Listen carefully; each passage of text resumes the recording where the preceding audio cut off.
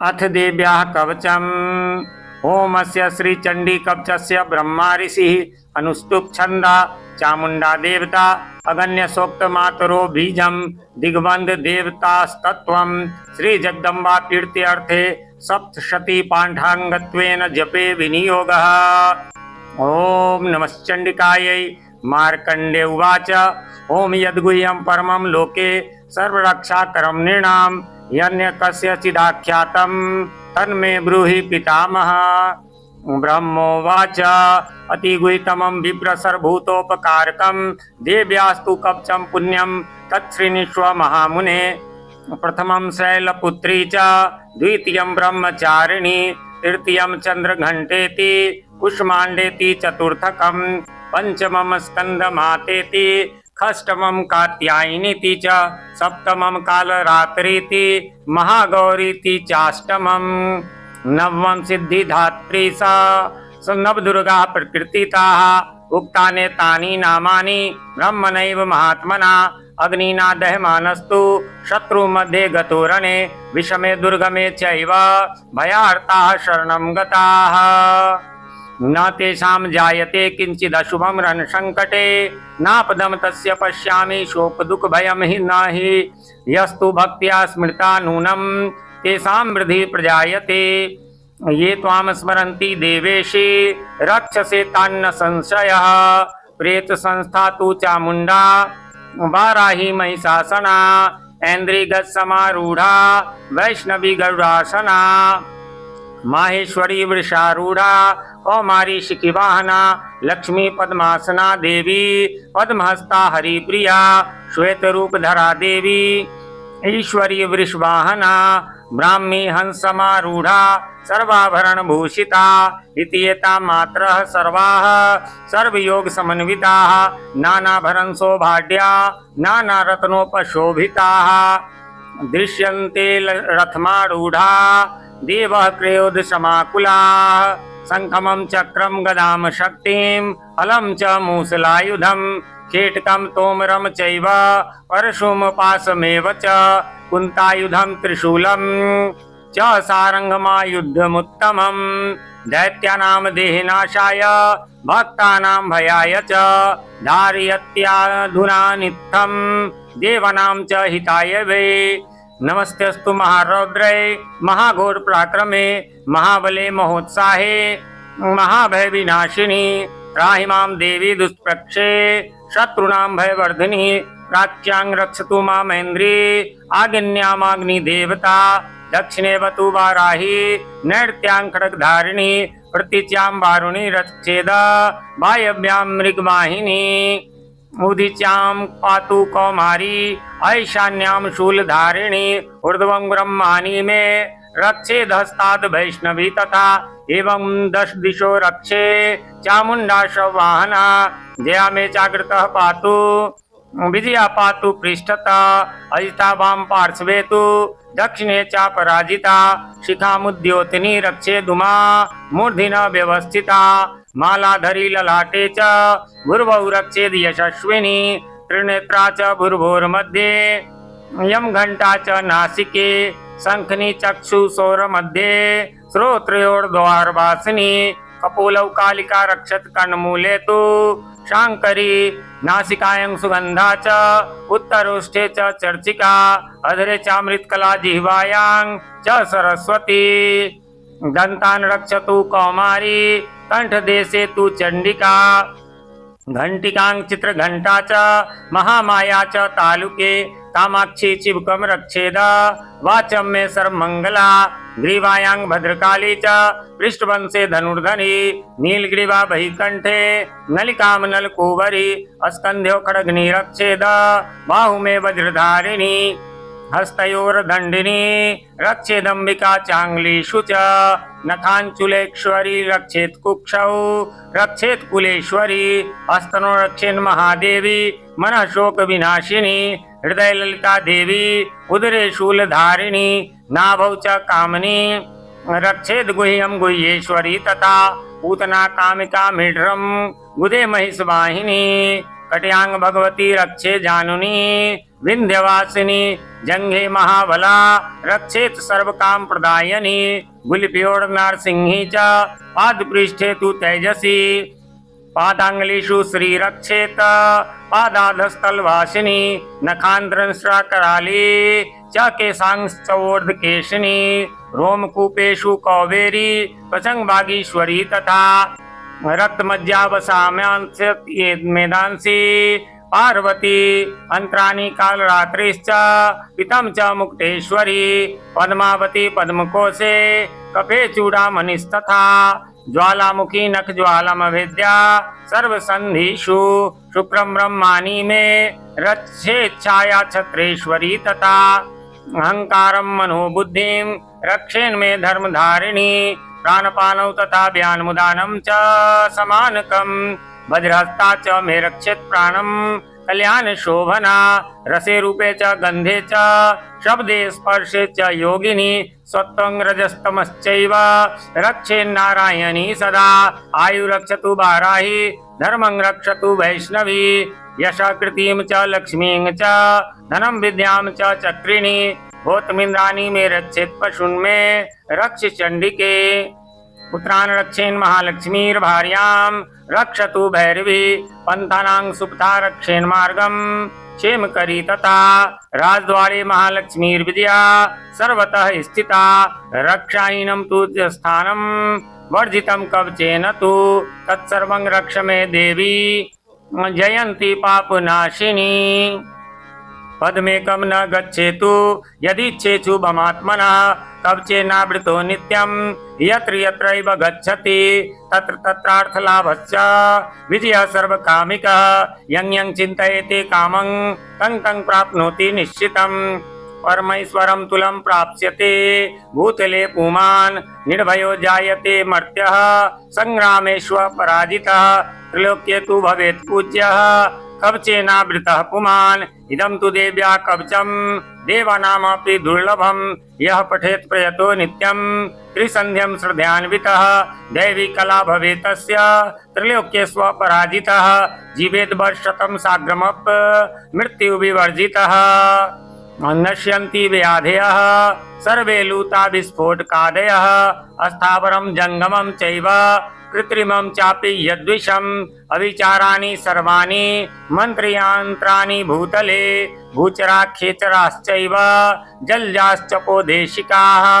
सहजा कुलजा माला डाकिनी शाकिनी तथा अंतरिक्षरा घोड़ा डाकिन्यश्च महाबलाः ग्रहभूत पिशाचाश्च यक्ष गंधर्व राक्षसाः ब्रह्म राक्षस बेतालाः कुष्मांडा भैरवादयः नश्यन्ति दर्शना तस्य कवचे हृदि संस्थिते मानोन्नतिर्भवेत् रागस्तेजो वृद्धिकरं परम् यशसा वर्धते सोऽपि कीर्तिमण्डित भूतले जपेत् सप्तशतीं चण्डीं कृत्वा तु कवचं पुरा यावद् भूमण्डलं धत्ते सशैलवनकाननं तावत् तिष्ठति मेदिन्यां सन्ततिः पौत्रपौत्रिकी देहान्ते परमं स्थानं यत् सुरैरपि दुर्लभं प्राप्नोति पुरुषो नित्यं महामाया प्रसादतः लभते परमं रूपं शिवेन सह मोदते।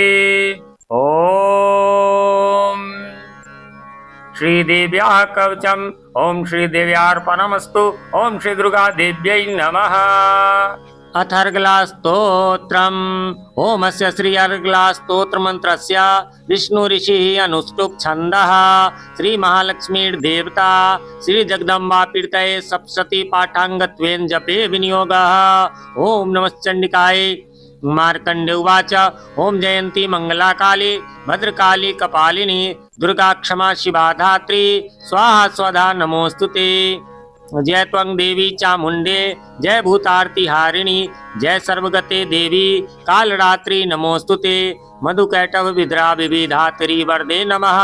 रूपं देहि जयं देहि यशो देहि द्विषो जहि महिषासुर निर्नाशी भक्तानां सुखदे नमः।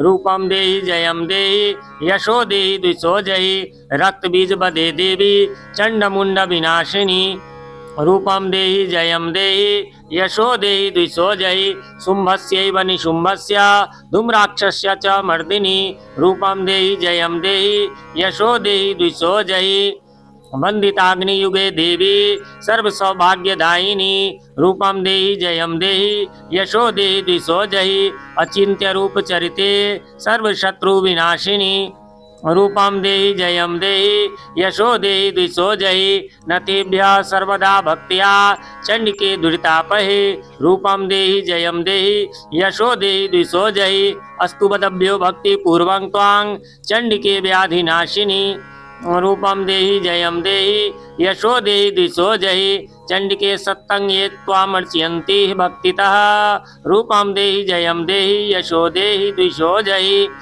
देहि सौभाग्यम आरोग्यम में देहि में परमं सुखम रूपम देहि जयम देहि यशो देहि द्विषो जयि विधेहि दुष्टाम नाशम विधेहि बलमुच्चकैः रूपम देहि जयम देहि यशो देहि द्विषो जयि विधेहि देवी कल्याणम विधेहि परमां श्रियं रूपम देहि जयम देहि यशो देहि द्विषो जयि सुरासुर शिरोरत्न निगृष्ट चरण अंबिके रूपम देहि जयम देहि यशो देहि द्विषो जयि विद्यावंतम यशस्वंतम लक्ष्मीवंतम जनम कुरु रूपम देहि जयम देहि यशो देहि द्विषो जयि प्रचंड दैत दर्पग्ने चंडिके प्रणताय मे रूपम देहि जयम देहि यशो देहि द्विषो जयि चतुर्भुजे चतुर्भक्त संस्तुते परमेश्वरी रूपम देहि जयम देहि यशो देहि द्विषो जयि कृष्णेन संस्तुते देवी सस्वद्भक्त्या सदाम्बिके रूपम देहि जयम देहि यशो देहि द्विषो जयि हिमाचल सुतानाथ संस्तुते परमेश्वरी रूपम देहि जयम देहि यशो देहि द्विषो जयि इंद्राणी पति सद्भाव पूजिते परमेश्वरी रूपम देहि जयम देहि यशो देहि द्विषो जयि देवी प्रचंड दोड़ दंड दैत्य दर्प विनाशिनी रूपम देहि जयम देहि यशो देहि द्विषो जयि देवी भक्त जनो दत्तानंदोदय अंबिके रूपम देहि जयम देहि यशो देहि द्विषो जयि पत्नी मनोरमां देहि मनोवृतानुसारिणी तारिणीं दुर्ग संसार सागरस्य कुलोद्भवां धम्मस्तोत्रं पठित्वा तु महास्तोत्रं पठेन्नरः स तु सप्तशती संख्यावरमाप्नोति संपदाम् ओम श्रीदेव्यार्गलास्तोत्रं श्रीदेव्यार्पणमस्तु ओम श्री दुर्गा देव्यै नमः।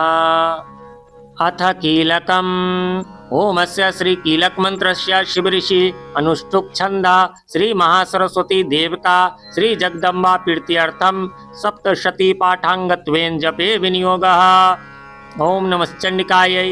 मार्कंडे उवाच ओम विशुद्ध ज्ञान देहाय त्रिवेदी दिव्य चक्षुषे श्रेय प्राप्ति निमित्ताय नमः सोमार्धधारिणे सर्वमेत द्विजानीयानामन्त्रमाभिकीलकम् सोऽपि क्षेमवाप्नोति सत्तं जाप्य तत्परः सिद्ध्यन्ति उच्चाटनादिनी वस्तूनि सकलान्यपि एतेन स्तुवतां देवी स्तोत्रमात्रेण सिद्ध्यति।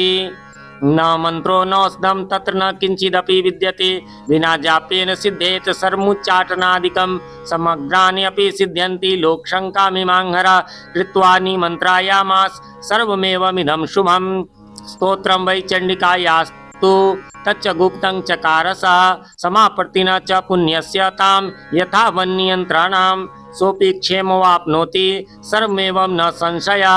कृष्णायां वा चतुर्दश्याम् अष्टम्यां वा समाहितः ददाति प्रतिगृह्णाति नन्यथैषा प्रसीदति इत्थं रूपेण कीलेन महादेवेन कीलितं यो निष्कीलां विधायैनां नित्यं जपति संस्फुटं स सिद्धः स गणः सोऽपि गन्धर्वो जायते नरः न चैवाप्यतस्तस्य भयङ्क्वापि जायते नामृत्युवशं याति मृतो मोक्षमवाप्नुयात् ज्ञात्वा प्रारभ्य कुर्वीत न कुर्वाणो विनश्यति ततो ज्ञात्वैव सम्पन्नमिदं प्रारभ्यते बुधैः। सौभाग्यादि च यत्किंचित् दृश्यते ललनाजने तत्सर्वं तत्प्रसादेन तेन जाप्यमिदं शुभं स्नेहस्तु जप्यमानेऽस्मिन् स्तोत्रे सम्पत्तिरुच्यकैः भवत्येव समग्रापि ततः प्रारभ्यमेव तत् ऐश्वर्यं यत्प्रसादेन सौभाग्यम् आरोग्यं सम्पदः शत्रुहानिः परो मोक्षः स्तूयते सा न किं जनैः। ॐ श्रीदेव्या किलक स्तोत्रम। ओम श्रीदेव्यार्पणमस्तु। ओम श्री दुर्गा देव्यै नमः। जय माता दी भक्तजनों, हम लोग यहाँ से हिंदी में श्रवण और पाठ करेंगे। इससे पहले हम लोगों ने संस्कृत में सुना, क्योंकि वह सब मंत्र स्वरूप थे। हालांकि दुर्गा सप्तशती में 700 श्लोक हैं, तो श्लोक सभी मंत्र के रूप में है, परंतु जो दुर्गा सप्तशती के 13 अध्याय हैं उन सब में कथा है। यदि कथा को हम हिंदी में सुनेंगे तो उसका चित्र हम अपने मन में बनाएंगे और माता के रूपों को हम ध्यान में करेंगे, तो इससे हमें हमारा ध्यान भटकेगा नहीं, उस तरफ हमारा ध्यान लगा रहेगा। इसी को उद्देश्य रखते हुए मैंने अध्यायों का पाठ जो है वो हिंदी में किया है। इसके उपरांत फिर क्षमा प्रार्थना आदि सब संस्कृत में होंगे। चलिए तो आरंभ करते हैं। श्री दुर्गायै नमः। अथ श्री दुर्गा सप्तशती प्रथमोध्यायः। मेधा ऋषि का राजा सुरथ और समाधि को भगवती की महिमा बताते हुए मधुकैटभ वध का प्रसंग सुनाना। प्रथम चरित्र के ब्रह्मा ऋषि महाकाली देवता गायत्री छंद नंदा शक्ति रक्तदंतिका बीज अग्नि तत्व और ऋग्वेद स्वरूप हैं। श्री महाकाली देवता की प्रसन्नता के लिए प्रथम चरित्र के जप में विनियोग किया जाता है। भगवान विष्णु के सो जाने पर मधु और कैटभ को मारने के लिए कमल जन्मा ब्रह्मा जी ने जिनका स्तमन किया था, उन महाकाली देवी का मैं सेवन करता हूँ। वे अपने 10 हाथों में खड्ग, चक्र, गदा, बाण, धनुष, परिघ, शूल, भुसुंडी, मस्तक और शंख धारण करती हैं। उनके 3 नेत्र हैं। वे समस्त अंगों में दिव्य आभूषणों से विभूषित हैं। उनके शरीर की कांति नीलमणि के समान है तथा वे 10 मुख और 10 पैरों से युक्त है। मार्कंडे जी बोले, सूर्य के पुत्र सावर्णी जो 8वें मनु कहे जाते हैं, उनकी उत्पत्ति की कथा विस्तार पूर्वक कहता हूँ, सुनो। सूर्य कुमार महाभाग सावर्णी भगवती महामाया के अनुग्रह से जिस प्रकार से मनवंतर के स्वामी हुए, वही प्रसंग सुनाता हूँ। पूर्व काल की बात है। स्वरोचिष मनवंतर में सुरथ नाम के एक राजा थे जो चैत्र वंश में उत्पन्न हुए थे। उनका समस्त भूमंडल पर अधिकार था। वे प्रजा का अपने और पुत्रों की भांति धर्मपूर्वक पालन करते थे, तो भी उस समय कोला विध्वंसी नाम के क्षत्रिय उनके शत्रु हो गए। राजा सुरथ की दंड नीति बड़ी प्रबल थी। उनका शत्रुओं के साथ संग्राम हुआ। यद्यपि कोला विध्वंसी संख्या में कम थे, तो भी राजा सुरथ युद्ध में उनसे परास्त हो गए। तब वे युद्ध भूमि से अपने नगर को लौट आए और केवल अपने देश के राजा होकर रहने लगे, अर्थात समूची पृथ्वी से अब उनका अधिकार जाता रहा। किंतु वहां भी उन प्रबल शत्रुओं ने उस समय महाभाग राजा सुरथ पर आक्रमण कर दिया। राजा का बल क्षीण हो चला था, इसलिए उनके दुष्ट, बलवान एवं दुरात्मा मंत्रियों ने वहां उनकी राजधानी में भी राजकीय सेना और खजाने को हथिया लिया। सुरथ का प्रभुत्व नष्ट हो चुका था, इसलिए वे शिकार खेलने के बहाने घोड़े पर सवार हो वहां से अकेले ही एक घने जंगल में चले गए। वहां उन्होंने विप्रवर मेधा मुनि का आश्रम देखा, जहाँ कितने हिंसक जीव अपनी स्वाभाविक हिंसावृत्ति छोड़कर परम शांत भाव से रहते थे। मुनि के बहुत से शिष्य उस वन की शोभा बढ़ा रहे थे। वहां जाने पर मुनि ने उनका सत्कार किया और वे उन मुनि श्रेष्ठ के आश्रम पर इधर उधर विचरते हुए कुछ काल तक रहे। फिर ममता से आकृष्ट चित्त होकर वहां इस प्रकार चिंता करने लगे, पूर्व काल में मेरे पूर्वजों ने जिसका पालन किया था, वही नगर आज मुझसे रहित है। पता नहीं मेरे दुराचारी भृत्यगण उसकी धर्म पूर्वक रक्षा करते हैं या नहीं। जो सदा मद की वर्षा करने वाला और शूरवीर था, वह मेरा प्रधान हाथी अब शत्रुओं के अधीन होकर न जाने किन भोगों को भोगता होगा। जो लोग मेरी कृपा, धन और भोजन पाने से सदा मेरे पीछे पीछे चलते थे, वे निश्चय ही अब दूसरे राजाओं का अनुसरण करते होंगे। उन अपव्ययी लोगों के द्वारा सदा खर्च होते रहने के कारण अत्यंत कष्ट से जमा किया हुआ मेरा वह खजाना खाली हो जाएगा। ये तथा और भी कई बातें राजा सुरथ निरंतर सोचते रहते थे।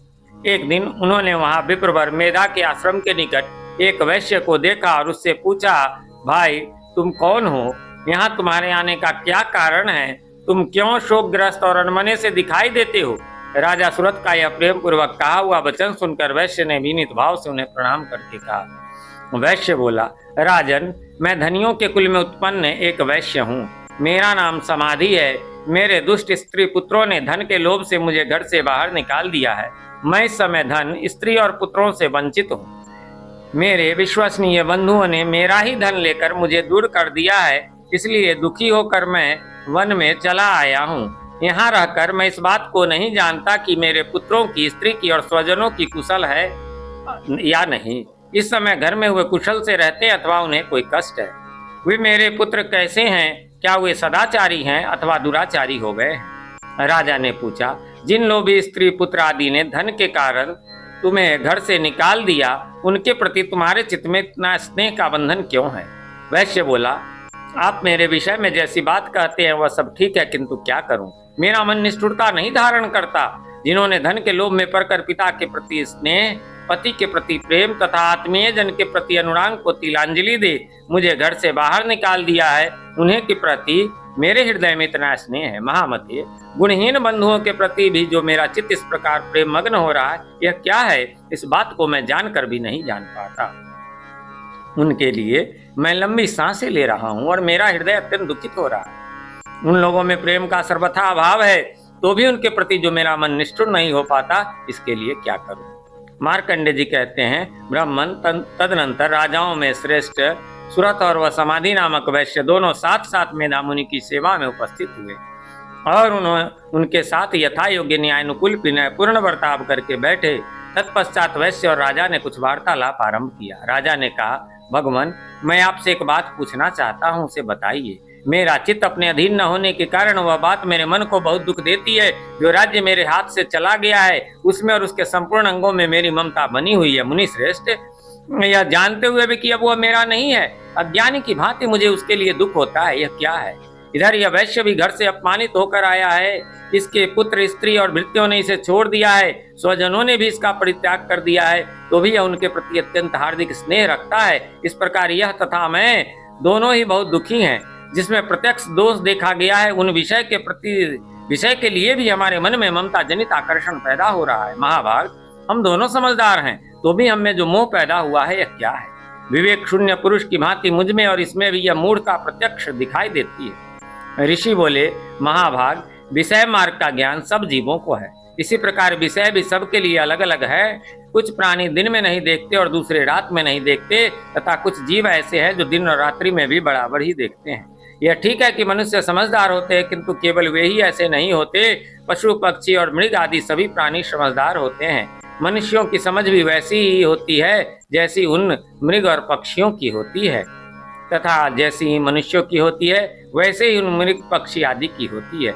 यह तथा अन्य बातें भी प्रायः दोनों में समान ही हैं। समझ होने पर भी इन पक्षियों को तो देखो, ये स्वयं भूख से पीड़ित होते हुए भी मोहवश बच्चों की चोंच में कितने चाव से अन्न के दाने डाल रहे हैं। नरश्रेष्ठ, क्या तुम नहीं देखते, ये मनुष्य समझदार होते हुए भी लोभवश अपने किए हुए उपकार का बदला पाने के लिए पुत्रों की अभिलाषा करते हैं। यद्यपि उन सब में समझ की कमी नहीं है, तथापि वे संसार की स्थिति अर्थात जन्म मरण की परंपरा बनाए रखने वाली भगवती महामाया के प्रभाव द्वारा ममता में भंवर से युक्त मोह के गहरे गर्त में गिराए गए हैं।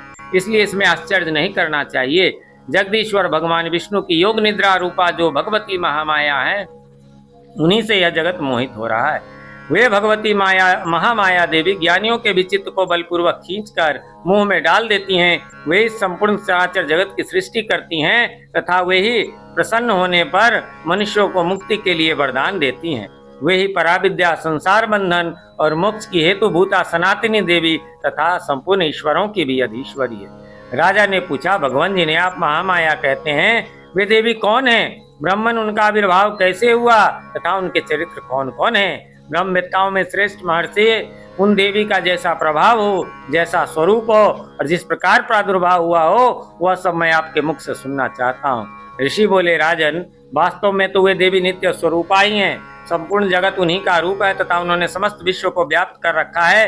तथापि उनका प्राकट्य अनेक प्रकार से होता है, वह मुझसे सुनो। यद्यपि वे नित्य और जन्मा हैं, तथापि जब देवताओं का कार्य सिद्ध करने के लिए प्रकट होती है, उस समय लोक में उत्पन्न हुई कहलाती हैं।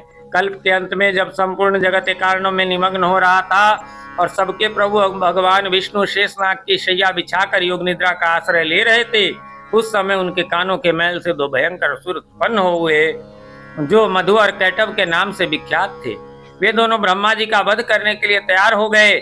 भगवान विष्णु के नाभि कमल में विराजमान प्रजापति ब्रह्मा जी ने जब उन दोनों भयानक असुरों को अपने पास आया और भगवान को सोया हुआ देखा, तब एकाग्रचित होकर उन्होंने भगवान विष्णु को जगाने के लिए उनके नेत्रों में निवास करने वाली योग निद्रा का स्तवन आरंभ किया। जो इस विश्व की अधीश्वरी, जगत को धारण करने वाली, संसार का पालन और संहार करने वाली तथा तेज स्वरूप भगवान विष्णु की अनुपम शक्ति हैं, उन्हीं भगवती निद्रा देवी की भगवान ब्रह्मा स्तुति करने लगे।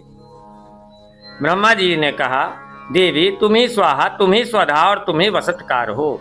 स्वर भी तुम्हारे ही स्वरूप हैं, तुम्हें जीवनदायिनी सुधा हो। नित्य अक्षर प्रणव में अकार, उकार, मकार इन तीन मात्राओं के रूप में तुम ही स्थित हो तथा इन तीन मात्राओं के अतिरिक्त जो बिंदु रूपा नित्य अर्ध मात्रा है, जिसका विशेष रूप से उच्चारण नहीं किया जा सकता, वह भी तुम ही हो। देवी तुम ही संध्या, सावित्री तथा परम जननी हो। देवी तुम इस विश्व ब्रह्मांड को धारण करती हो, तुमसे इस जगत की सृष्टि होती है, तुम्ही से इसका पालन होता है और सदा तुम ही कल्प के अंत में सबको अपना ग्रास बना लेती हो। जगन्मयी देवी, इस जगत की उत्पत्ति के समय तुम्हें सृष्टि रूपा हो, पालन काल में स्थिति रूपा हो तथा कल्पांत के समय संहार रूप धारण करने वाली हो।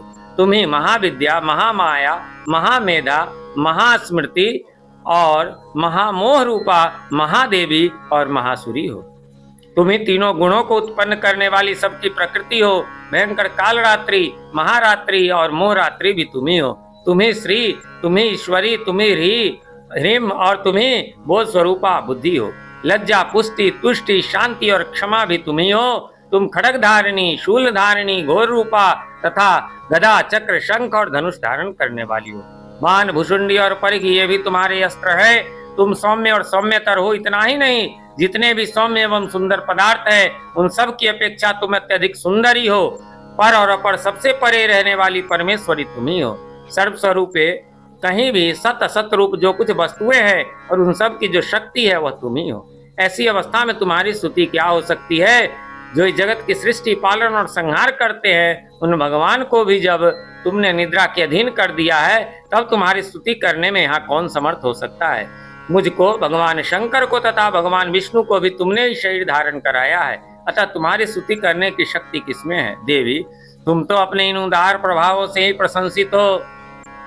ये जो दोनों दुर्धर्ष असुर मधु और कैटव है, इनको मुंह में डाल दो और जगदीश्वर भगवान विष्णु को शीघ्र ही जगा दो। साथ ही इनके भीतर इन दोनों महान असुरों को मार डालने की बुद्धि उत्पन्न कर दो।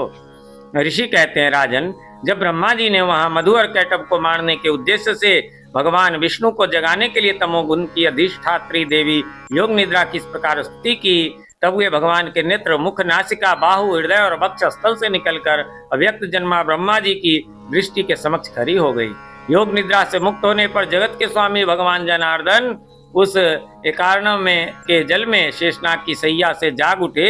फिर उन्होंने उन दोनों असुरों को देखा। वे दुरात्मा मधु और कैटव अत्यंत बलवान तथा पराक्रमी थे और क्रोध से लाल आंखें किए ब्रह्मा जी को खा जाने के लिए उद्योग कर रहे थे। तब भगवान श्री हरि ने उठकर उन दोनों के साथ 5000 वर्षों तक केवल बाहु युद्ध किया।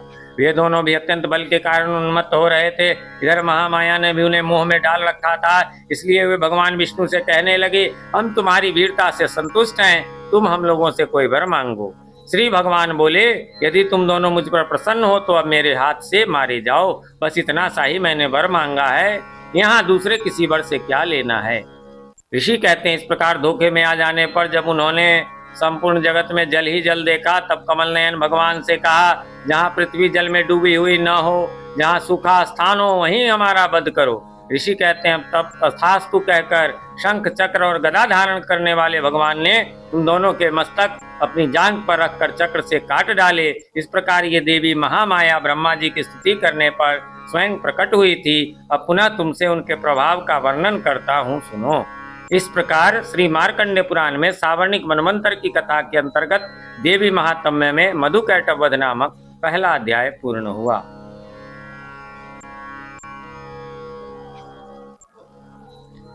द्वितीयोध्यायः। देवताओं के तेज से देवी का प्रादुर्भाव और महिषासुर की सेना का वध। ओम।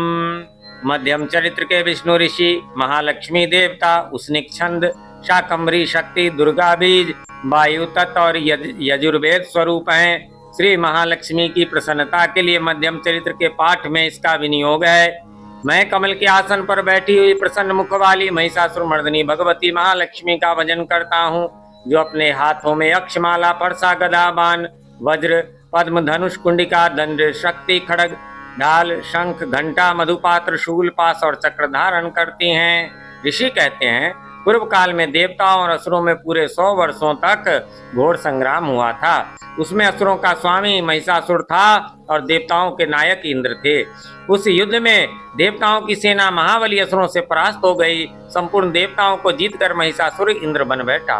तब पराजित देवता प्रजापति ब्रह्मा जी को आगे करके उस स्थान पर गए जहां भगवान शंकर और विष्णु विराजमान थे। देवताओं ने महिषासुर के पराक्रम तथा अपनी पराजय का यथावत वृत्तांत उन दोनों देवेश्वरों से विस्तार पूर्वक कह सुनाया। वे बोले, भगवान, महिषासुर सूर्य, इंद्र, अग्नि, वायु, चंद्रमा, यम, वरुण तथा अन्य देवताओं के भी अधिकार छीनकर स्वयं ही सबका अधिष्ठाता बना बैठा है।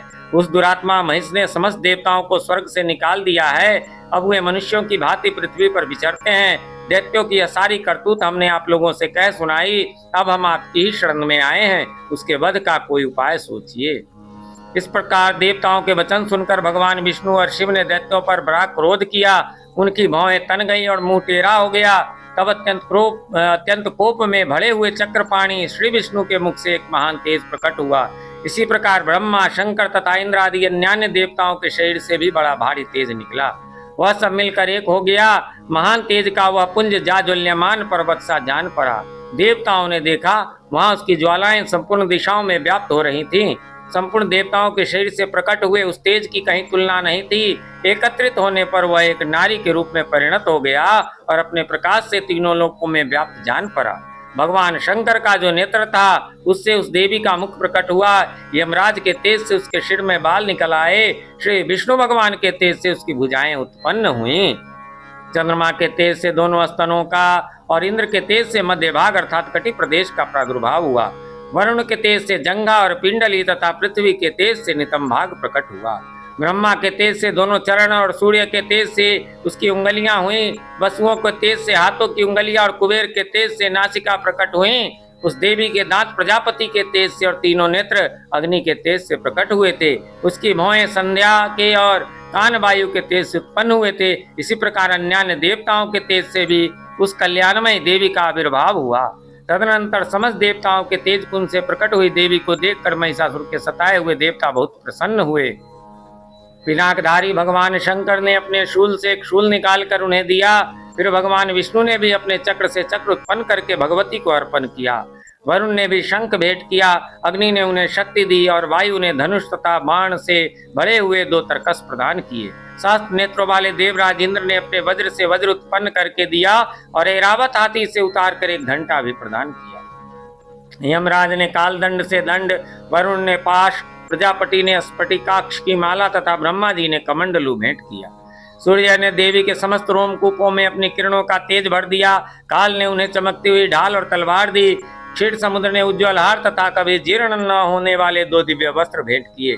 साथ ही उन्होंने दिव्य चूड़ामणि, 2 कुंडल, करे उज्ज्वल अर्चंद, सब बाहुओं के लिए केयूर, दोनों चरणों के लिए निर्मल नुपुर, गले की सुंदर हंसली और सब अंगुलियों में पहनने के लिए रत्नों की बनी अंगूठियां भी दी। विश्वकर्मा ने उन्हें अत्यंत निर्मल फरसा भेंट किया। साथ ही अनेक प्रकार के अस्त्र और अभेद्य कवच दिए। इनके सिवा मस्तक और वक्षस्थल पर धारण करने के लिए कभी न कुमलाने वाले कमलों की मालाएं दी। जलधि ने उन्हें सुंदर कमल का फूल भेंट किया। हिमालय ने सवारी के लिए सिंह तथा भांति भांति के रत्न समर्पित किए। धनाध्यक्ष कुबेर ने मधु से भरा पान पात्र दिया तथा संपूर्ण नागों के राजा शेष ने जो इस पृथ्वी को धारण करते हैं उन्हें बहुमूल्य मणियों से विभूषित नागहार भेंट किया। इसी प्रकार अन्य देवताओं ने भी आभूषण और अस्त्र शस्त्र देकर देवी का सम्मान किया। तत्पश्चात उन्होंने बारंबार अट्टहास पूर्वक उच्च स्वर से गर्जना की। उनके भयंकर नाद से संपूर्ण आकाश गूंज उठा। देवी का अत्यंत उच्च स्वर से किया हुआ सिंहनाद कहीं समा न सका। आकाश उसके सामने लघु प्रतीत होने लगा। उससे बड़े जोर की प्रतिध्वनि हुई, जिससे संपूर्ण विश्व में हलचल मच गई और समुद्र कांप उठे। पृथ्वी डोलने लगी और समस्त पर्वत हिलने लगे। उस समय देवताओं ने अत्यंत प्रसन्नता के साथ सिंह वाहिनी भवानी से कहा, देवी तुम्हारी जय हो। साथ ही महर्षियों ने भक्ति भाव से विनम्र होकर उनका स्तवन किया। संपूर्ण त्रिलोकी को क्षोभग्रस्त देख दैत्यगण अपनी समस्त सेना को कवच आदि से सुसज्जित कर हाथों में हथियार ले सहसा उठकर खड़े हो गए। उस समय महिषासुर ने बड़े क्रोध में आकर कहा, आह यह क्या हो रहा है। फिर वह संपूर्ण असुरों से गिरकर उस सिंहनाद की ओर लक्ष्य करके दौड़ा और आगे पहुंचकर उसने देवी को देखा, जो अपनी प्रभा से तीनों लोकों को प्रकाशित कर रही थी। उनके चरणों के भार से पृथ्वी दबी जा रही थी, माथे के मुकुट से आकाश में रेखा सी खिंच रही थी तथा वे अपने धनुष की टंकार से सातों पातालों को क्षुब्ध किए देती थी। देवी अपनी हजारों भुजाओं से संपूर्ण दिशाओं को आच्छादित करके खड़ी थी। तदनंतर उनके साथ दैत्यों का युद्ध छिड़ गया। नाना प्रकार के अस्त्र शस्त्रों के प्रहार से संपूर्ण दिशाएं उद्भासित होने लगी। चिक्षुर नामक महान असुर महिषासुर का सेना नायक था, वह देवी के साथ युद्ध करने लगा। अन्य दैत्यों की चतुरंगनी सेना साथ लेकर चामर भी लड़ने लगा। 60,000 रथियों से के साथ आकर उदग्र नामक महादैत्य ने लोहा लिया। 1 करोड़ रथियों को साथ लेकर महानु नामक दैत्य युद्ध करने लगा, जिसके रोए तलवार के समान तीखे थे। वह सिलोमा नामक महादैत्य 5 करोड़ रथी सैनिकों सहित युद्ध में आ डटा। 60 लाख रथियों से घिरा हुआ वास्कल नामक दैत्य भी उस युद्ध भूमि में लड़ने लगा।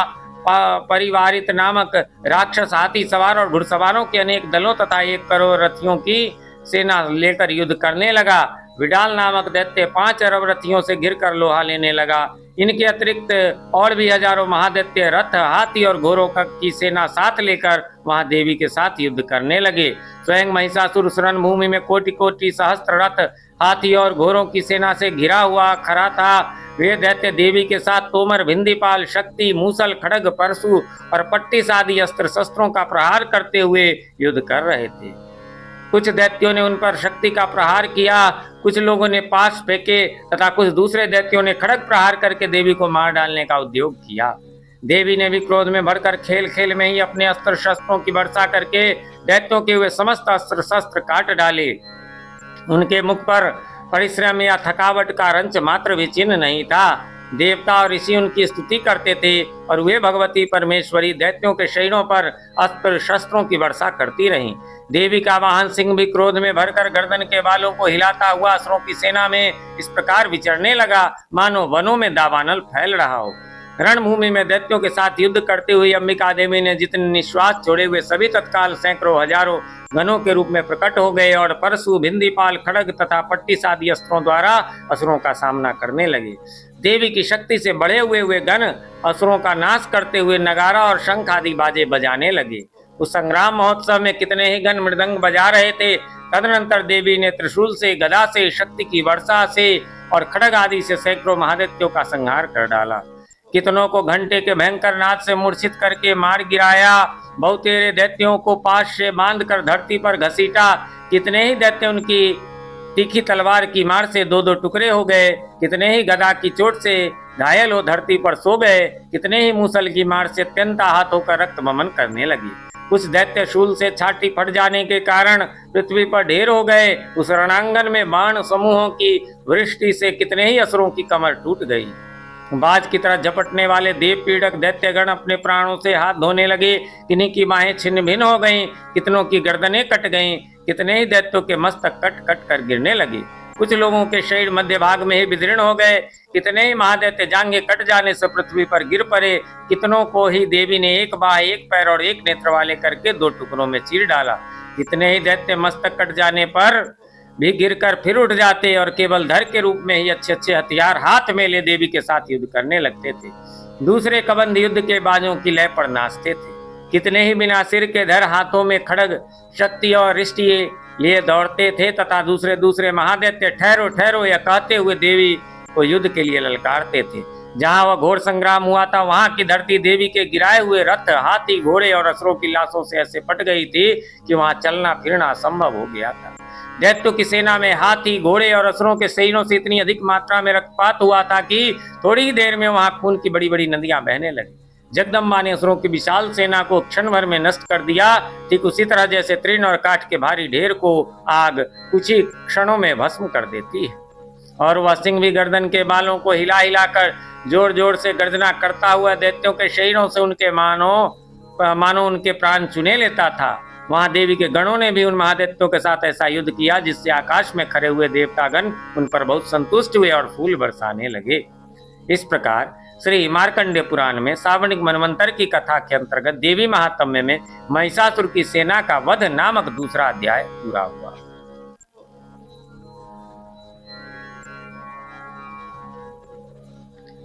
तृतीयोध्यायः सेनापतियों सहित महिषासुर का वध। जगदम्बा के श्रीअंगों की कांति उदय काल के सहस्त्रों सूर्यों के समान है। वे लाल रंग की रेशमी साड़ी पहने हुए हैं, उनके गले में मुंडमाला शोभा पा रही है। दोनों स्तनों पर रक्त चंदन का लेप लगा है। वे अपने कर कमलों में जप मालिका विद्या और अभय तथा वर नामक मुद्राएं धारण किए हुए हैं। 3 नेत्रों से सुशोभित मुखारविंद की बड़ी शोभा हो रही है। उनके मस्तक पर चंद्रमा के साथ ही रत्नमय मुकुट बंधा है तथा वे कमल के आसन पर विराजमान है। ऐसी देवी को मैं भक्ति पूर्वक प्रणाम करता हूँ। ऋषि कहते हैं, दैत्यों की सेना को इस प्रकार तहस नहस होते देख महादैत्य सेनापति चिक्षुर क्रोध में भरकर अंबिका देवी से युद्ध करने के लिए आगे बढ़ा। वह असुर रणभूमि में देवी के ऊपर इस प्रकार बाणों की वर्षा करने लगा जैसे बादल मेरुगिरी के शिखर पर पानी की धार बरसा रहा हो। तब देवी ने अपने बाणों से उसके बाण समूह को अनायास ही काटकर उसके घोड़ों और सारथी को भी मार डाला। साथ ही उसके धनुष और तथा अत्यंत ऊंची ध्वजा को भी तत्काल काट गिराया। धनुष कट जाने पर उसके अंगों को अपने बाणों से बींध डाला। धनुष, रथ, घोड़े और सारथी के नष्ट हो जाने पर वह असुर ढाल और तलवार लेकर देवी की ओर दौड़ा। उसने तीखी धार वाली तलवार से सिंह के मस्तक पर चोट करके देवी की बाईं भुजा में बड़े वेग से प्रहार किया। राजन, देवी की बाह पर पहुंचते ही वह तलवार टूट गई। फिर तो क्रोध से लाल आंखें करके उस राक्षस ने शूल हाथ में ले लिया और उसे उस महादैत्य ने भगवती भद्रकाली के ऊपर चलाया। वह शूल आकाश से गिरते हुए सूर्य मंडल की भांति अपने तेज से प्रज्वलित हो उठा। उस शूल को अपनी ओर आते देख देवी ने भी शूल का प्रहार किया। उससे राक्षस के शूल के सैकड़ों टुकड़े हो गए। साथ ही महादैत्य चिक्षुर की भी धज्जियां उड़ गई। वह प्राणों से हाथ धो बैठा। महिषासुर के सेनापति उस महापराक्रमी चिक्षुर के मारे जाने पर देवताओं को पीड़ा देने वाला चामर हाथी पर चढ़कर आया। उसने भी देवी के ऊपर शक्ति का प्रहार किया, किंतु जगदम्बा ने उसे अपनी हुंकार से ही हाथ एवं निष्प्रभ करके तत्काल पृथ्वी पर गिरा दिया। शक्ति टूटकर गिरी हुई देख चामड़ को बड़ा क्रोध हुआ। अब उसने शूल चलाया, किंतु देवी ने उसे भी अपने बाणों द्वारा काट डाला। इतने में ही देवी का सिंह उछलकर हाथी के मस्तक पर चढ़ बैठा और उस दैत्य के साथ खूब जोर लगाकर बाहु युद्ध करने लगा।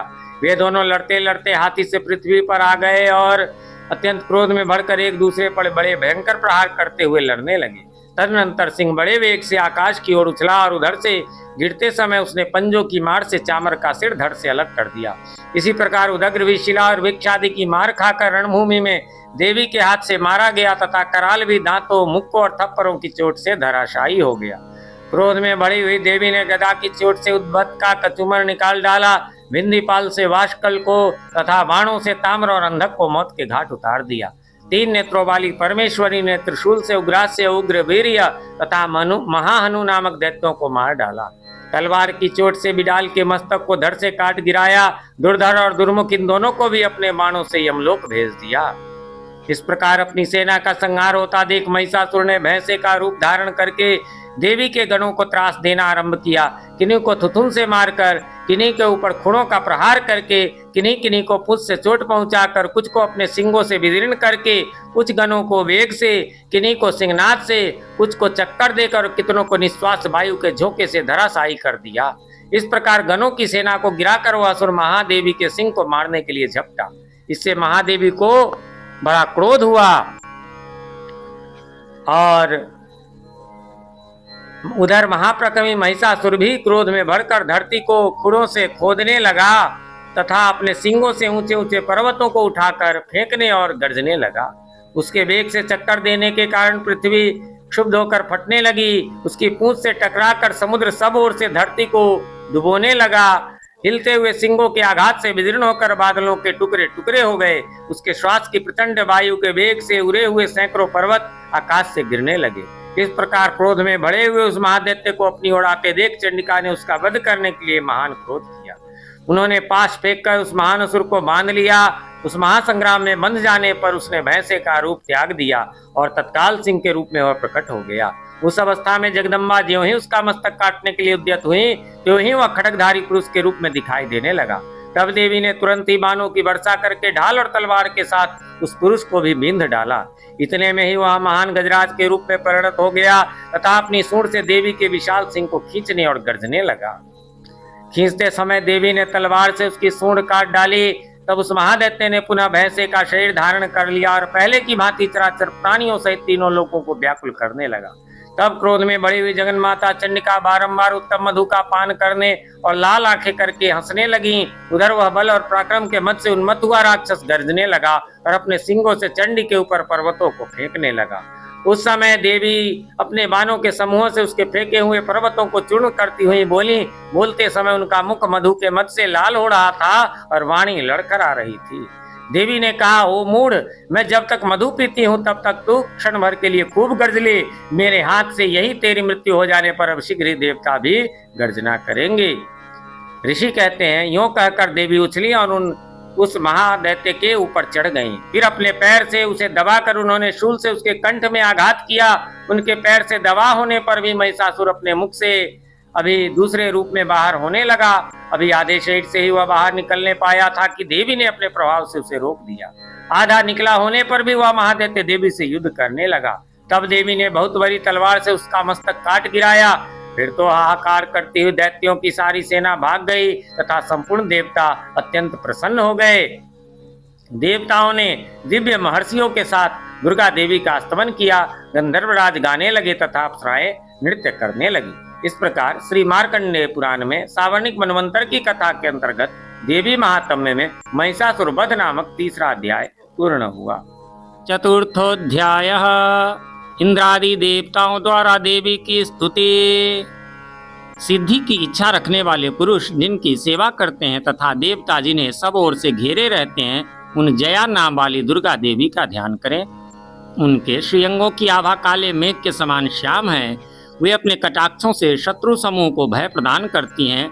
उनके मस्तक पर आबद्ध चंद्रमा की रेखा शोभा पाती हैं। वे अपने हाथों में शंख, चक्र, कृपान और त्रिशूल धारण करती हैं। उनके 3 नेत्र हैं। वे सिंह के कंधे पर चढ़ी हुई हैं और अपने तेज से तीनों लोकों को परिपूर्ण कर रही हैं। ऋषि कहते हैं, अत्यंत पराक्रमी दुरात्मा महिषासुर तथा उसकी दैत्य सेना के देवी के हाथ से मारे जाने पर इंद्र आदि देवता प्रणाम के लिए गर्दन तथा कंधे झुकाकर उन भगवती दुर्गा का उत्तम वचनों द्वारा स्तवन करने लगे।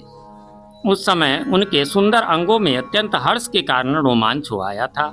देवता बोले, संपूर्ण देवताओं की शक्ति का समुदाय ही जिनका स्वरूप है तथा जिन देवी ने अपनी शक्ति से संपूर्ण जगत को व्याप्त कर रखा है, समस्त देवताओं और महर्षियों की पूजनिया उन जगदम्बा को हम भक्ति पूर्वक नमस्कार करते हैं। वे हम लोगों का कल्याण करें। जिनके अनुपम प्रभाव और बल का वर्णन करने में भगवान शेषनाग, ब्रह्मा जी तथा महादेव जी भी समर्थ नहीं हैं, वे भगवती चंडिका संपूर्ण जगत का पालन एवं अशुभ भय का नाश करने का विचार करें। जो पुण्यात्माओं के घरों में स्वयं ही लक्ष्मी रूप से, पापियों के यहाँ दरिद्रता रूप से, शुद्ध अंतःकरण वाले पुरुषों के हृदय में बुद्धि रूप से, सत्पुरुषों में श्रद्धा रूप से तथा कुलीन मनुष्य में लज्जा रूप से निवास करती हैं, उन आप भगवती दुर्गा को हम नमस्कार करते हैं। देवी, आप संपूर्ण विश्व का पालन कीजिए। देवी, आपके इस अचिंत्य रूप का, असुरों का नाश करने वाले भारी पराक्रम का तथा समस्त देवताओं और दैत्यों के समक्ष युद्ध में प्रकट किए हुए आपके अद्भुत चरित्रों का हम किस प्रकार वर्णन करें। आप संपूर्ण जगत की उत्पत्ति में कारण हैं। आप में सत्वगुण, रजोगुण और तमोगुण ये तीनों गुण मौजूद हैं, तो भी दोषों के साथ आपका संसर्ग नहीं जान पड़ता। भगवान विष्णु और महादेव जी आदि देवता भी आपका पार नहीं पाते। आप ही सबका आश्रय हैं। यह समस्त जगत आपका अंशभूत है, क्योंकि आप सबकी आदिभूत अव्याकृता परा प्रकृति हैं। देवी, संपूर्ण यज्ञों में जिसके उच्चारण से सब देवता तृप्ति लाभ करते हैं, वह स्वाहा आप ही हैं। इसके अतिरिक्त आप पितरों की भी तृप्ति का कारण हैं। अतएव सब लोग आपको स्वधा भी कहते हैं। देवी जो मोक्ष की प्राप्ति का साधन है, अचिंत्य महाव्रत स्वरूपा है, समस्त दोषों से रहित, जीतेंद्रिय, तत्व को ही सार वस्तु मानने वाले तथा मोक्ष की अभिलाषा रखने वाले मुनिजन जिनका अभ्यास करते हैं, वह भगवती पराविद्या आप ही हैं। आप शब्द स्वरूपा हैं। आप निर्मल ऋग्वेद, यजुर्वेद तथा उद्गीत के मनोहर पदों के पाठ से युक्त सामवेद का भी आधार आप ही हैं। आप देवी त्रयी अर्थात तीनों वेद और भगवती अर्थात 6 ऐश्वर्यों से युक्त हैं। इस विश्व की उत्पत्ति एवं पालन के लिए आप ही वार्ता अर्थात खेती एवं आजीविका के रूप में प्रकट हुई हैं। आप संपूर्ण जगत की घोर पीड़ा का नाश करने वाली हैं। देवी जिससे समस्त शास्त्रों के सार का ज्ञान होता है, वह मेधा शक्ति आप ही हैं। दुर्गम भवसागर से पार उतारने वाली नौका रूप दुर्गा देवी भी आप ही हैं। आपकी कहीं भी आसक्ति नहीं है। कैटव के शत्रु भगवान विष्णु के वक्षस्थल में एकमात्र निवास करने वाली भगवती लक्ष्मी तथा भगवान चंद्रशेखर द्वारा सम्मानित गौरी देवी भी आप ही हैं। आपका मुख मंद मुस्कान से सुशोभित, निर्मल, पूर्ण, चंद्रमा के बिंब का अनुकरण करने वाला और उत्तम सुवर्ण की मनोहर कांति से कमनीय है, तो भी उसे देखकर महिषासुर को क्रोध हुआ और सहसा उसने उस पर प्रहार कर दिया। यह बड़े आश्चर्य की बात है। देवी वही मुख जब क्रोध से युक्त होने पर उदय काल के चंद्रमा की भांति लाल और तनी हुई भौहों के कारण विकराल हो उठा, तब उसे देखकर जो महिषासुर के प्राण तुरंत नहीं निकल गए, यह उससे भी बढ़कर आश्चर्य की बात है, क्योंकि क्रोध में बढ़े हुए यमराज को देखकर भला कौन जीवित रह सकता है। देवी आप प्रसन्न हो। परमात्मा स्वरूपा आपके प्रसन्न होने पर जगत का विदय होता है और क्रोध में भर जाने पर आप तत्काल ही कितने कुलों का सर्वनाश कर डालती हैं। यह बात अभी अनुभव में आई है, क्योंकि महिषासुर की यह विशाल सेना क्षण भर में आपके कोप से नष्ट हो गई है। सदा विदय प्रदान करने वाली आप जिन पर प्रसन्न रहती हैं, वही देश में सम्मानित हैं। उन्हीं को धन और यश की प्राप्ति होती है। उन्हीं का धर्म कभी शिथिल नहीं होता तथा वही अपने हृष्ट पुष्ट स्त्री पुत्र एवं मृत्युओं के साथ धन्य माने जाते हैं। देवी आपकी ही कृपा से पुण्यात्मा पुरुष प्रतिदिन अत्यंत श्रद्धा पूर्वक सदा सब प्रकार के धर्मानुकूल कर्म करता है और उसके प्रभाव से स्वर्ग लोक में जाता है। इसलिए आप तीनों लोकों में निश्चय ही मनोवांछित फल देने वाली हैं। माँ दुर्गे आप स्मरण करने पर सब प्राणियों का भय हर लेती हैं और स्वस्थ पुरुषों द्वारा चिंतन करने पर उन्हें परम कल्याणमय बुद्धि प्रदान करती हैं। दुख, दरिद्रता और भय हरने वाली देवी आपके सिवा दूसरी कौन है, जिसका चित्त सबका उपकार करने के लिए सदा ही दरियाद्र रहता हो। देवी इन राक्षसों के मारने से संसार को सुख मिले तथा ये राक्षस चिरकाल तक नरक में रहने के लिए भले ही पाप करते रहे हों, इस समय संग्राम में मृत्यु को प्राप्त होकर स्वर्ग लोक में जाएं, निश्चय ही यही सोचकर आप शत्रुओं का वध करती हैं। आप शत्रुओं पर शस्त्रों का प्रहार क्यों करती हैं? समस्त असुरों को दृष्टिपात मात्र से ही भस्म क्यों नहीं कर देती? इसमें एक रहस्य है। ये शत्रु भी हमारे शस्त्रों से पवित्र होकर उत्तम लोकों में जाएं, इस प्रकार उनके प्रति भी आपका विचार अत्यंत उत्तम रहता है। खड़ग के तेज पुंज की भयंकर दीप्ति से तथा आपके त्रिशूल के अग्रभाग की घनीभूत प्रभा से चौंधिया कर जो असुरों की आंखें फूट नहीं गईं, उसमें कारण यही था कि वे मनोहर रश्मियों से युक्त चंद्रमा के समान आनंद प्रदान करने वाले आपके सुंदर मुख का दर्शन करते थे। देवी आपका शील दुराचारियों के बुरे बर्ताव को दूर करने वाला है। साथ ही यह रूप ऐसा है जो कभी चिंतन में भी नहीं आ सकता और जिसकी कभी क्षमा करें और जिसकी कभी दूसरों से तुलना भी नहीं हो सकती, तथा आपका बल और पराक्रम तो उन दैत्यों का भी नाश करने वाला है जो कभी देवताओं के पराक्रम को भी नष्ट कर चुके थे। इस प्रकार आपने शत्रुओं पर भी अपनी दया ही प्रकट की है। वरदायिनी देवी आपके इस पराक्रम की इसके साथ तुलना हो सकती है तथा शत्रुओं को भय देने वाला एवं अत्यंत मनोहर ऐसा रूप भी आपके सिवा और कहाँ है। हृदय में कृपा और युद्ध में निष्ठुरता, ये दोनों बातें तीनों लोकों के भीतर केवल आप में ही देखी गई हैं। माता आपने शत्रुओं का नाश करके इस समस्त त्रिलोकी की रक्षा की है। उन शत्रुओं को भी युद्ध भूमि में मारकर स्वर्ग लोक में पहुंचाया है तथा उन्मत्त दैत्यों से प्राप्त होने वाले हम लोगों के भय को भी दूर कर दिया है। आपको हमारा नमस्कार है। देवी आप शूल से हमारी रक्षा करें। अंबिके आप खड्ग से भी हमारी रक्षा करें तथा घंटा की ध्वनि और धनुष की टंकार से भी हम लोगों की रक्षा करें। चंडिके पूर्व, पश्चिम और दक्षिण दिशा में आप हमारी रक्षा करें तथा ईश्वरी अपने त्रिशूल को घुमाकर आप उत्तर दिशा में भी हमारी रक्षा करें।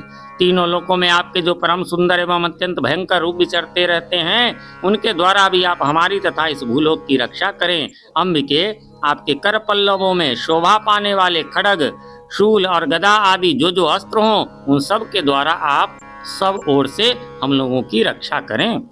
ऋषि कहते हैं, इस प्रकार जब देवताओं ने जगन माता दुर्गा की स्तुति की और नंदन वन के दिव्य पुष्पों एवं गंध चंदन आदि के द्वारा उनका पूजन किया, फिर सबने मिलकर जब भक्ति पूर्वक दिव्य धूपों की सुगंध निवेदन की, तब देवी ने प्रसन्न वदन होकर प्रणाम करते हुए सब देवताओं से कहा। देवी बोली, देवताओं, तुम सब लोग मुझसे जिस वस्तु की अभिलाषा रखते हो उसे मांगो। देवता बोले, भगवती ने हमारी सब इच्छा पूर्ण कर दी, अब कुछ भी बाकी नहीं है, क्योंकि हमारा यह शत्रु महिषासुर मारा गया है।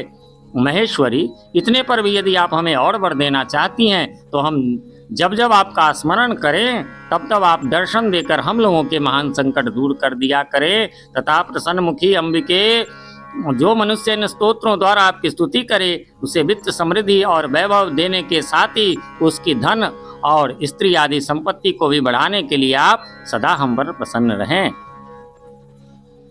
ऋषि कहते हैं, राजन, देवताओं ने जब अपने तथा जगत के कल्याण के लिए भद्रकाली देवी को इस प्रकार प्रसन्न किया, तब वे तथास्तु कहकर वहीं अंतर्धान हो गए। भूपाल, इस प्रकार पूर्व काल में तीनों लोगों का हित चाहने वाली देवी जिस प्रकार देवताओं के शरीरों से प्रकट हुई थी, वह सब कथा मैंने कह सुनाई। अब पुनः देवताओं का उपकार करने वाली वे देवी दुष्ट दैत्यों तथा शुंभ निशुंभ का वध करने एवं सब लोगों की रक्षा करने के लिए गौरी देवी के शरीर से जिस प्रकार प्रकट हुई थी, वह सब प्रसंग मेरे मुंह से सुनो, मैं उसका तुमसे यथावत वर्णन करता हूँ।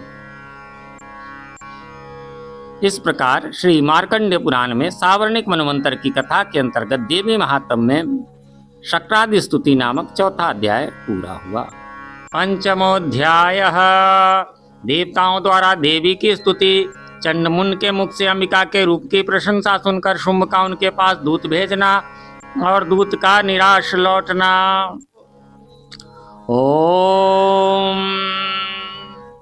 इस उत्तर चरित्र के रुद्र ऋषि हैं, महासरस्वती देवता हैं, अनुष्टुप छंद हैं, भीमा शक्ति है, भ्रामरी बीज है, सूर्य तत्व है और सामवेद स्वरूप है। महासरस्वती की प्रसन्नता के लिए उत्तर चरित्र के पाठ में इसका विनियोग किया जाता है, जो अपने कर कमलों में घंटा, शूल, हल, शंख, मूसल, चक्र, धनुष और बाण धारण करती हैं। शरद ऋतु के शोभा संपन्न चंद्रमा के समान जिनकी मनोहर कांति हैं, जो तीनों लोकों की आधारभूता और शुंभ आदि दैत्यों का नाश करने वाली हैं, तथा गौरी के शरीर से जिनका प्राकट्य हुआ है, उन महासरस्वती देवी का मैं निरंतर भजन करता हूँ। ऋषि कहते हैं, पूर्व काल में शुंभ और निशुंभ नामक असुरों ने अपने बल के घमंड में आकर शचीपति इंद्र के हाथ से तीनों लोकों का राज्य और यज्ञ भाग छीन लिए। वे ही दोनों सूर्य, चंद्रमा, कुबेर, यम और वरुण के अधिकार का भी उपयोग करने लगे। वायु और अग्नि का कार्य भी वे ही करने लगे। उन दोनों ने सब देवताओं को अपमानित, राज्य भ्रष्ट, पराजित तथा अधिकारहीन करके स्वर्ग से निकाल दिया। उन दोनों महान असुरों से तिरस्कृत देवताओं ने अपराजिता देवी का स्मरण किया और सोचा, जगदम्बा ने हम लोगों को वर दिया था कि आपत्ति काल में स्मरण करने पर मैं तुम्हारी सब आपत्तियों का तत्काल नाश कर दूंगी। यह विचार कर देवता गिरिराज हिमालय पर गए और वहां भगवती विष्णु माया की स्तुति करने लगे। देवता बोले, देवी को नमस्कार है, महादेवी शिवा को सर्वदा नमस्कार है, प्रकृति एवं भद्रा को प्रणाम है। हम लोग नियम पूर्वक जगदम्बा को नमस्कार करते हैं, रौद्रा को नमस्कार है, नित्या, गौरी एवं धात्री को बारंबार नमस्कार है। ज्योत्सनामयी, चंद्र रूपिणी एवं सुख स्वरूपा देवी को सतत प्रणाम है। शरणागतों का कल्याण करने वाली वृद्धि एवं सिद्धि रूपा देवी को हम बारंबार नमस्कार करते हैं। नैऋति अर्थात राक्षसों की लक्ष्मी, राजाओं की लक्ष्मी तथा सर्वाणी अर्थात शिव पत्नी स्वरूप आप जगदम्बा को बार बार नमस्कार है। दुर्गा, दुर्गपारा अर्थात दुर्गम संकट से पार उतारने वाली, सारा अर्थात सबकी सारभूता, सर्वकारिणी, ख्याति, कृष्णा और धूम्रा देवी को नमस्कार है। अत्यंत सौम्य तथा अत्यंत रौद्र रूपा देवी को हम नमस्कार करते हैं, उन्हें हमारा बारंबार प्रणाम है। जगत की आधारभूत आकृति देवी को बारंबार नमस्कार है। जो देवी सब प्राणियों में विष्णु माया के नाम से कही जाती हैं, उनको नमस्कार, उनको नमस्कार, उनको बारंबार नमस्कार है। जो देवी सब प्राणियों में चेतना कहलाती हैं, उनको नमस्कार, उनको नमस्कार, उनको बारंबार नमस्कार है। जो देवी सब प्राणियों में बुद्धि रूप से स्थित हैं, उनको नमस्कार, उनको नमस्कार, उनको बारंबार नमस्कार है। जो देवी सब प्राणियों में निद्रा रूप से स्थित हैं, उनको नमस्कार, उनको नमस्कार, उनको बारंबार नमस्कार है। जो देवी सब प्राणियों में क्षुधा रूप से स्थित हैं, उनको नमस्कार, उनको नमस्कार, उनको बारंबार नमस्कार है। जो देवी सब प्राणियों में छाया रूप से स्थित हैं, उनको नमस्कार, उनको नमस्कार, उनको बारंबार नमस्कार है। जो देवी सब प्राणियों में शक्ति रूप से स्थित हैं, उनको नमस्कार, उनको नमस्कार, उनको बारंबार नमस्कार है। जो देवी सब प्राणियों में तृष्णा रूप से स्थित हैं, उनको नमस्कार, उनको नमस्कार, उनको बारंबार नमस्कार है। जो देवी सब प्राणियों में शांति अर्थात क्षमा रूप से स्थित हैं, उनको नमस्कार, उनको नमस्कार, उनको बारंबार नमस्कार है। जो देवी सब प्राणियों में जाति रूप से स्थित हैं, उनको नमस्कार, उनको नमस्कार, उनको बारंबार नमस्कार है। जो देवी सब प्राणियों में लज्जा रूप से स्थित हैं, उनको नमस्कार, उनको नमस्कार, उनको बारंबार नमस्कार है। जो देवी सब प्राणियों में शांति रूप से स्थित हैं, उनको नमस्कार, उनको नमस्कार, उनको बारंबार नमस्कार है। जो देवी सब प्राणियों में श्रद्धा रूप से स्थित हैं, उनको नमस्कार, उनको नमस्कार, उनको बारंबार नमस्कार है। जो देवी सब प्राणियों में कांति रूप से स्थित हैं, उनको नमस्कार, उनको नमस्कार, उनको बारंबार नमस्कार है। जो देवी सब प्राणियों में लक्ष्मी रूप से स्थित हैं, उनको नमस्कार, उनको नमस्कार, उनको बारंबार नमस्कार है। जो देवी सब प्राणियों में वृत्ति रूप से स्थित हैं, उनको नमस्कार, उनको नमस्कार, उनको बारंबार नमस्कार है। जो देवी सब प्राणियों में स्मृति रूप से स्थित हैं, उनको नमस्कार, उनको नमस्कार, उनको बारंबार नमस्कार है। जो देवी सब प्राणियों में दया रूप से स्थित हैं, उनको नमस्कार, उनको नमस्कार, उनको बारंबार नमस्कार है। जो देवी सब प्राणियों में तुष्टि रूप से स्थित हैं, उनको नमस्कार, उनको नमस्कार, उनको बारंबार नमस्कार है। जो देवी सब प्राणियों में माता रूप से स्थित हैं, उनको नमस्कार, उनको नमस्कार, उनको बारंबार नमस्कार है। जो देवी सब प्राणियों में भ्रांति रूप से स्थित हैं, उनको नमस्कार, उनको नमस्कार, उनको बारंबार नमस्कार है। जो जीवों के इंद्रिय वर्ग की अधिष्ठात्री देवी एवं सब प्राणियों में सदा व्याप्त रहने वाली है, उन व्याप्ति देवी को बारंबार नमस्कार है। जो देवी चैतन्य रूप से संपूर्ण जगत को व्याप्त करके स्थित हैं, उनको नमस्कार, उनको नमस्कार, उनको बारंबार नमस्कार है। पूर्व काल में अपने अभिष्ट की प्राप्ति होने से देवताओं ने जिनकी स्तुति की तथा देवराज इंद्र ने बहुत दिनों तक जिनका सेवन किया, वह कल्याण की साधनभूत ईश्वरी हमारा कल्याण और मंगल करें तथा सारी आपत्तियों का नाश कर डालें। उद्दंड दैत्यों से सताए हुए हम सभी देवता जिन परमेश्वरी को इस समय नमस्कार करते हैं तथा जो भक्ति से विनम्र पुरुषों द्वारा स्मरण की जाने पर तत्काल ही संपूर्ण विपत्तियों का नाश कर देती हैं, वे जगदम्बा हमारा संकट दूर करें। ऋषि कहते हैं, राजन, इस प्रकार जब देवता स्तुति कर रहे थे, उस समय पार्वती देवी गंगा जी के जल में स्नान करने के लिए वहां आई। उन सुंदर भावों वाली भगवती ने देवताओं से पूछा, आप लोग यहाँ किसकी स्तुति करते हैं? तब उन्हीं के शरीर कोश से प्रकट हुई शिवा देवी बोली, शुंभ दैत्य से तिरस्कृत और युद्ध में निशुंभ से पराजित हो यहाँ एकत्रित हुए ये समस्त देवता यह मेरी ही स्तुति कर रहे हैं। पार्वती के शरीर कोश से अंबिका का प्रादुर्भाव हुआ था, इसलिए वे समस्त लोकों में कौशिकी कही जाती हैं। कौशिकी के प्रकट होने के बाद पार्वती देवी का शरीर काले रंग का हो गया, अतः वे हिमालय पर रहने वाली कालिका देवी के नाम से विख्यात हुई। तदनंतर शुंभ निशुंभ के भृत्य चंड मुंड वहां आए और उन्होंने परम मनोहर रूप धारण करने वाली अंबिका देवी को देखा। फिर वे शुंभ के पास जाकर बोले, महाराज, एक अत्यंत मनोहर स्त्री है जो अपनी दिव्य कांति से हिमालय को प्रकाशित कर रही हैं। वैसा उत्तम रूप कहीं किसी ने भी नहीं देखा होगा। असुरेश्वर, पता लगाइए वह देवी कौन है और उसे ले लीजिए। स्त्रियों में वह रत्न है, उसका प्रत्येक अंग बहुत ही सुंदर है तथा वह अपने श्रीअंगों की प्रभा से संपूर्ण दिशाओं में प्रकाश फैला रही है। दैत्यराज, अभी वह हिमालय पर ही मौजूद है, आप उसे देख सकते हैं। प्रभु, तीनों लोकों में मणि, हाथी और घोड़े आदि जितने भी रत्न हैं, वे इस समय आपके घर में शोभा पाते हैं। हाथियों में रत्नभूत ऐरावत, यह पारिजात का वृक्ष और यह उच्च श्रवा घोड़ा, यह सब आपने इंद्र से ले लिया है। हंसों से जुटा हुआ यह विमान भी आपके आंगन में शोभा पाता है। यह रत्नभूत अद्भुत विमान जो पहले ब्रह्मा जी के पास था, अब आपके यहाँ लाया गया है। यह महापद्म नामक निधि आप कुबेर से छीन लाए हैं। समुद्र ने भी आपको किंजलकनी नाम की माला भेंट की है, जो केसरों से सुशोभित है और जिसके कमल कभी कुमलाते नहीं हैं। सुवर्ण की वर्षा करने वाला वरुण का छत्र भी आपके घर में शोभा पाता है, तथा यह श्रेष्ठ रथ जो पहले प्रजापति के अधिकार में था, अब आपके पास मौजूद है। दैत्येश्वर मृत्यु की क्रांतिदा नाम वाली शक्ति भी आपने छीन ली है, तथा वरुण का पाश और समुद्र में होने वाले सब प्रकार के रत्न आपके भाई निशुम्भ के अधिकार में हैं। अग्नि ने भी स्वतः शुद्ध किए हुए 2 वस्त्र आपकी सेवा में अर्पित किए हैं। दैत्यराज, इस प्रकार सभी रत्न आपने एकत्र कर लिए हैं, फिर जो यह स्त्रियों में रत्नरूप कल्याणमयी देवी है, इसे आप क्यों नहीं अपने अधिकार में कर लेते। ऋषि कहते हैं, चंडमुंड का यह वचन सुनकर शुंभ ने महादैत्य सुग्रीव को दूत बनाकर देवी के पास भेजा और कहा, तुम मेरी आज्ञा से उसके सामने ये बातें कहना और ऐसा उपाय करना जिससे प्रसन्न होकर वह शीघ्र ही यहाँ आ जाए।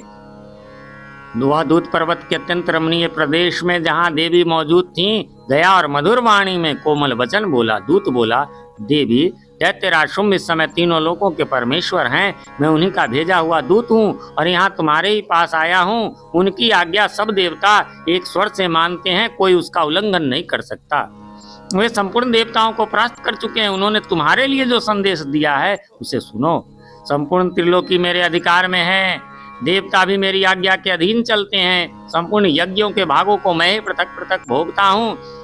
तीनों लोकों में जितने श्रेष्ठ रत्न हैं वे सब मेरे अधिकार में है। देवराज इंद्र का वाहन ऐरावत जो हाथियों में रत्न के समान है, मैंने छीन लिया है। क्षीर सागर का मंथन करने से जो अश्वरत्न उच्च स्रवा प्रकट हुआ था, उसे देवताओं ने मेरे पैरों पर कर समर्पित किया है। सुंदरी, उनके सिवा और भी जितने रत्नभूत पदार्थ देवताओं, गंधर्वों और नागों के पास थे, वे सब मेरे ही पास आ गए हैं। देवी, हम लोग तुम्हें संसार की स्त्रियों में रत्न मानते हैं, अतः तुम हमारे पास आ जाओ, क्योंकि रत्नों का उपभोग करने वाले हम ही हैं। चंचल कटाक्षों वाली सुंदरी, तुम मेरी या मेरे भाई महापराक्रमी निशुम्भ की सेवा में आ जाओ, क्योंकि तुम रत्न स्वरूपा हो। मेरा वर्ण करने से तुम्हें तुलना रहित महान ऐश्वर्य की प्राप्ति होगी। अपनी बुद्धि से यह विचार कर तुम मेरी पत्नी बन जाओ। ऋषि कहते हैं, दूत के यूं कहने पर कल्याणमयी भगवती दुर्गा देवी जो इस जगत को धारण करती हैं, मन ही मन गंभीर भाव से मुस्कुराई और इस प्रकार बोली। देवी ने कहा, दूत, तुमने सत्य कहा, इसमें तनिक भी मिथ्या नहीं है। शुंभ तीनों लोकों का स्वामी है और निशुंभ भी उसी के समान पराक्रमी है, किंतु इस विषय में मैंने जो प्रतिज्ञा कर ली है उसे मिथ्या कैसे करूं। मैंने अपनी अल्प बुद्धि के कारण पहले से जो प्रतिज्ञा कर रखी है उसे सुनो। जो मुझे संग्राम में जीत लेगा, जो मेरे अभिमान को चूर्ण कर देगा तथा संसार में जो मेरे समान बलवान होगा, वही मेरा स्वामी होगा। इसलिए शुंभ अथवा महादैत्य निशुंभ स्वयं ही यहाँ पधारें और मुझे जीत कर शीघ्र ही मेरा पानी ग्रहण कर लें। इसमें विलंब की क्या आवश्यकता है। दूत बोला, देवी, तुम घमंड में भरी हो, मेरे सामने ऐसी बातें न करो। तीनों लोकों में कौन ऐसा पुरुष है जो शुंभ निशुंभ के सामने खड़ा हो सके। देवी, अन्य दैत्यों के सामने भी सारे देवता युद्ध में नहीं ठहर सकते, फिर तुम अकेली स्त्री होकर कैसे ठहर सकती हो। जिन शुंभ आदि दैत्यों के सामने इंद्र आदि सब देवता भी युद्ध में खड़े नहीं हुए, उनके सामने तुम स्त्री होकर कैसे जाओगी। इसलिए तुम मेरे ही कहने से शुंभ निशुंभ के पास चली चलो। ऐसा करने से तुम्हारे गौरव की रक्षा होगी, अन्यथा जब वे केश पकड़कर घसीटेंगे तब तुम्हें अपनी प्रतिष्ठा खोकर जाना पड़ेगा। देवी ने कहा, तुम्हारा कहना ठीक है, शुंभ बलवान है और निशुंभ भी बड़े पराक्रमी है, किंतु क्या करूं, मैंने पहले बिना सोचे समझे प्रतिज्ञा कर ली है। अतः तुम जाओ, मैंने तुमसे जो कुछ कहा है वह सब दैत्यराज से आदर पूर्वक कहना, फिर वे जो उचित जान पड़े करें। इस प्रकार श्री मार्कंडेय पुराण में सावर्णिक मनमंत्र की कथा के अंतर्गत देवी महात्म्य में देवी दूत संवाद नामक 5वां अध्याय पूरा हुआ। षष्ठोऽध्यायः धूम्रलोचन वध। मैं सर्वगेश्वर भैरव के अंक में निवास करने वाली परमोत्कृष्ट पद्मावती देवी का चिंतन करता हूँ। वे नागराज के आसन पर बैठी हैं। नागों के फनों से सुशोभित होने वाली मणियों की विशाल माला से उनकी देहलता उद्भासित हो रही है। सूर्य के समान उनका तेज है। 3 नेत्र उनकी शोभा बढ़ा रहे हैं। वे हाथों में माला, कुंभ, कपाल और कमल लिए हुए हैं तथा उनके मस्तक में अर्धचंद्र का मुकुट सुशोभित है। ऋषि कहते हैं, देवी का यह कथन सुनकर दूत को बड़ा अमर्ष हुआ और उसने दैत्यराज के पास जाकर सब समाचार विस्तार पूर्वक कह सुनाया। दूत के उस वचन को सुनकर दैत्यराज कुपित हो उठा और दैत्य सेनापति धूम्रलोचन से बोला, धूम्रलोचन, तुम शीघ्र अपनी सेना साथ लेकर जाओ और उस दुष्टा के केश पकड़कर घसीटते हुए उसे बलपूर्वक यहाँ ले आओ। उसकी रक्षा करने के लिए यदि कोई दूसरा खड़ा हो तो वह देवता, यक्ष अथवा गंधर्व भी क्यों न हो, उसे अवश्य मार डालना। ऋषि कहते हैं, शुंभ के इस प्रकार आज्ञा देने पर वह धूम्रलोचन दैत्य 60,000 असुरों की सेना को साथ लेकर वहां से तुरंत चल दिया। वहां पहुंचकर उसने हिमालय पर रहने वाली देवी को देखा और ललकार कर कहा, अरे तू शुंभ निशुंभ के पास चल। यदि इस समय प्रसन्नता पूर्वक मेरे स्वामी के समीप नहीं चलेगी तो मैं बलपूर्वक झोटा पकड़कर घसीटते हुए तुझे ले चलूंगा। देवी बोली, तुम्हें दैत्यों के राजा ने भेजा है, तुम स्वयं भी बलवान हो और तुम्हारे साथ विशाल सेना भी है। ऐसी दशा में यदि तुम मुझे बलपूर्वक ले चलोगे तो मैं तुम्हारा क्या कर सकती हूँ। ऋषि कहते हैं, देवी के यूं कहने पर असुर धूम्रलोचन उनकी ओर दौड़ा। तब अंबिका ने हुम शब्द के उच्चारण मात्र से उसे भस्म कर दिया। फिर तो क्रोध में भरी हुई दैत्यों की विशाल सेना और अंबिका ने एक दूसरे पर तीखे सायकों, शक्तियों तथा फरसों की वर्षा आरंभ की। इतने में ही देवी का वाहन सिंह क्रोध में भरकर भयंकर गर्जना करके गर्दन के बालों को हिलाता हुआ असुरों की सेना में कूद पड़ा। उसने कुछ दैत्यों को पंजों की मार से, कितनों को अपने जबरों से और कितने ही महादैत्यों को पटक कर ओट की दाढ़ों से घायल करके मार डाला। उस सिंह ने अपने नखों से कितनों के पेट फाड़ डाले और थप्पड़ मारकर कितनों के सिर धड़ से अलग कर दिए। कितनों की भुजाएं और मस्तक काट डाले तथा अपनी गर्दन के बाल हिलाते हुए उसने दूसरे दैत्यों के पेट फाड़कर उनका रक्त चूस लिया। अत्यंत क्रोध में भरे हुए देवी के वाहन उस महाबली सिंह ने क्षण भर में ही असुरों की सारी सेना का संहार कर डाला।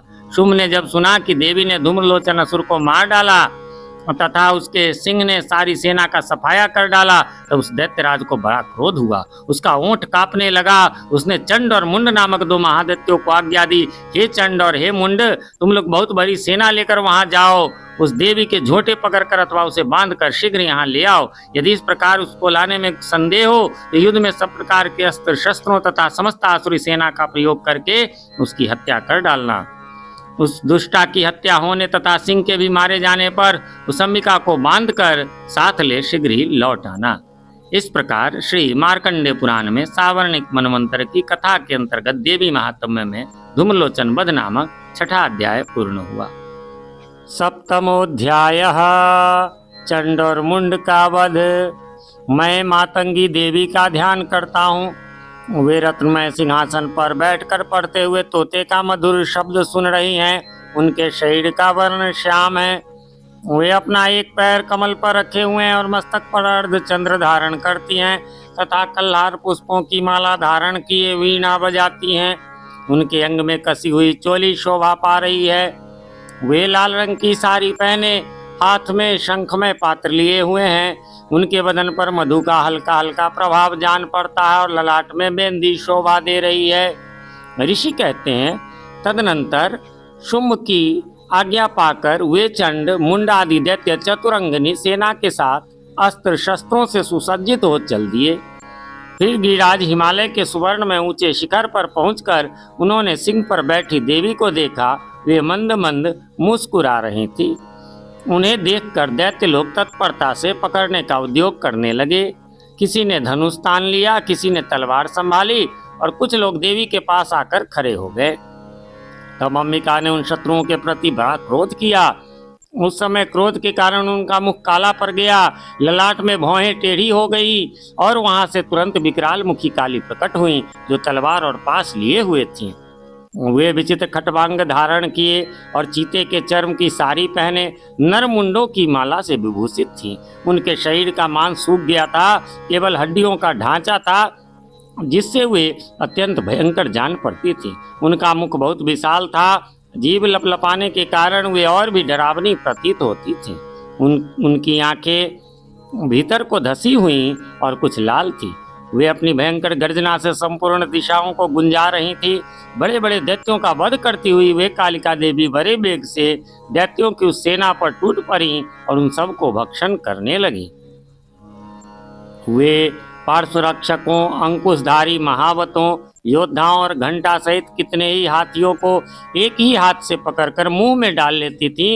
इसी प्रकार घोड़े, रथ और सारथी के साथ रथी सैनिकों को मुंह में डालकर वे उन्हें बड़े भयानक रूप से चबा डालती थी। किसी के बाल पकड़ लेती, किसी का गला दबा देती, किसी को पैरों से कुचल डालती और किसी को छाती के धक्के से गिराकर मार डालती थी।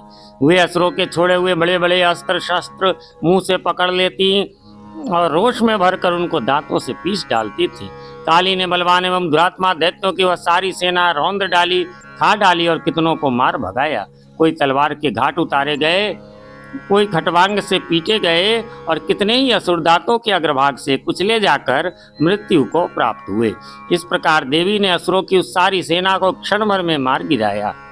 यह देख चंड उन अत्यंत भयानक काली देवी की ओर दौड़ा तथा महादैत्य मुंड ने भी अत्यंत भयंकर बाणों की वर्षा तथा हजारों बार चलाए हुए चक्रों से उन भयानक नेत्रों वाली देवी को आच्छादित कर दिया।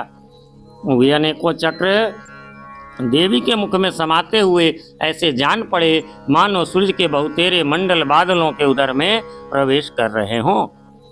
तब भयंकर गर्जना करने वाली काली ने अत्यंत रोष में भरकर विकट अट्टहास किया। उस समय उनके विकराल बदन के भीतर कठिनता से देखे जा सकने वाले दांतों की प्रभा से वे अत्यंत उज्ज्वल दिखाई देती थी।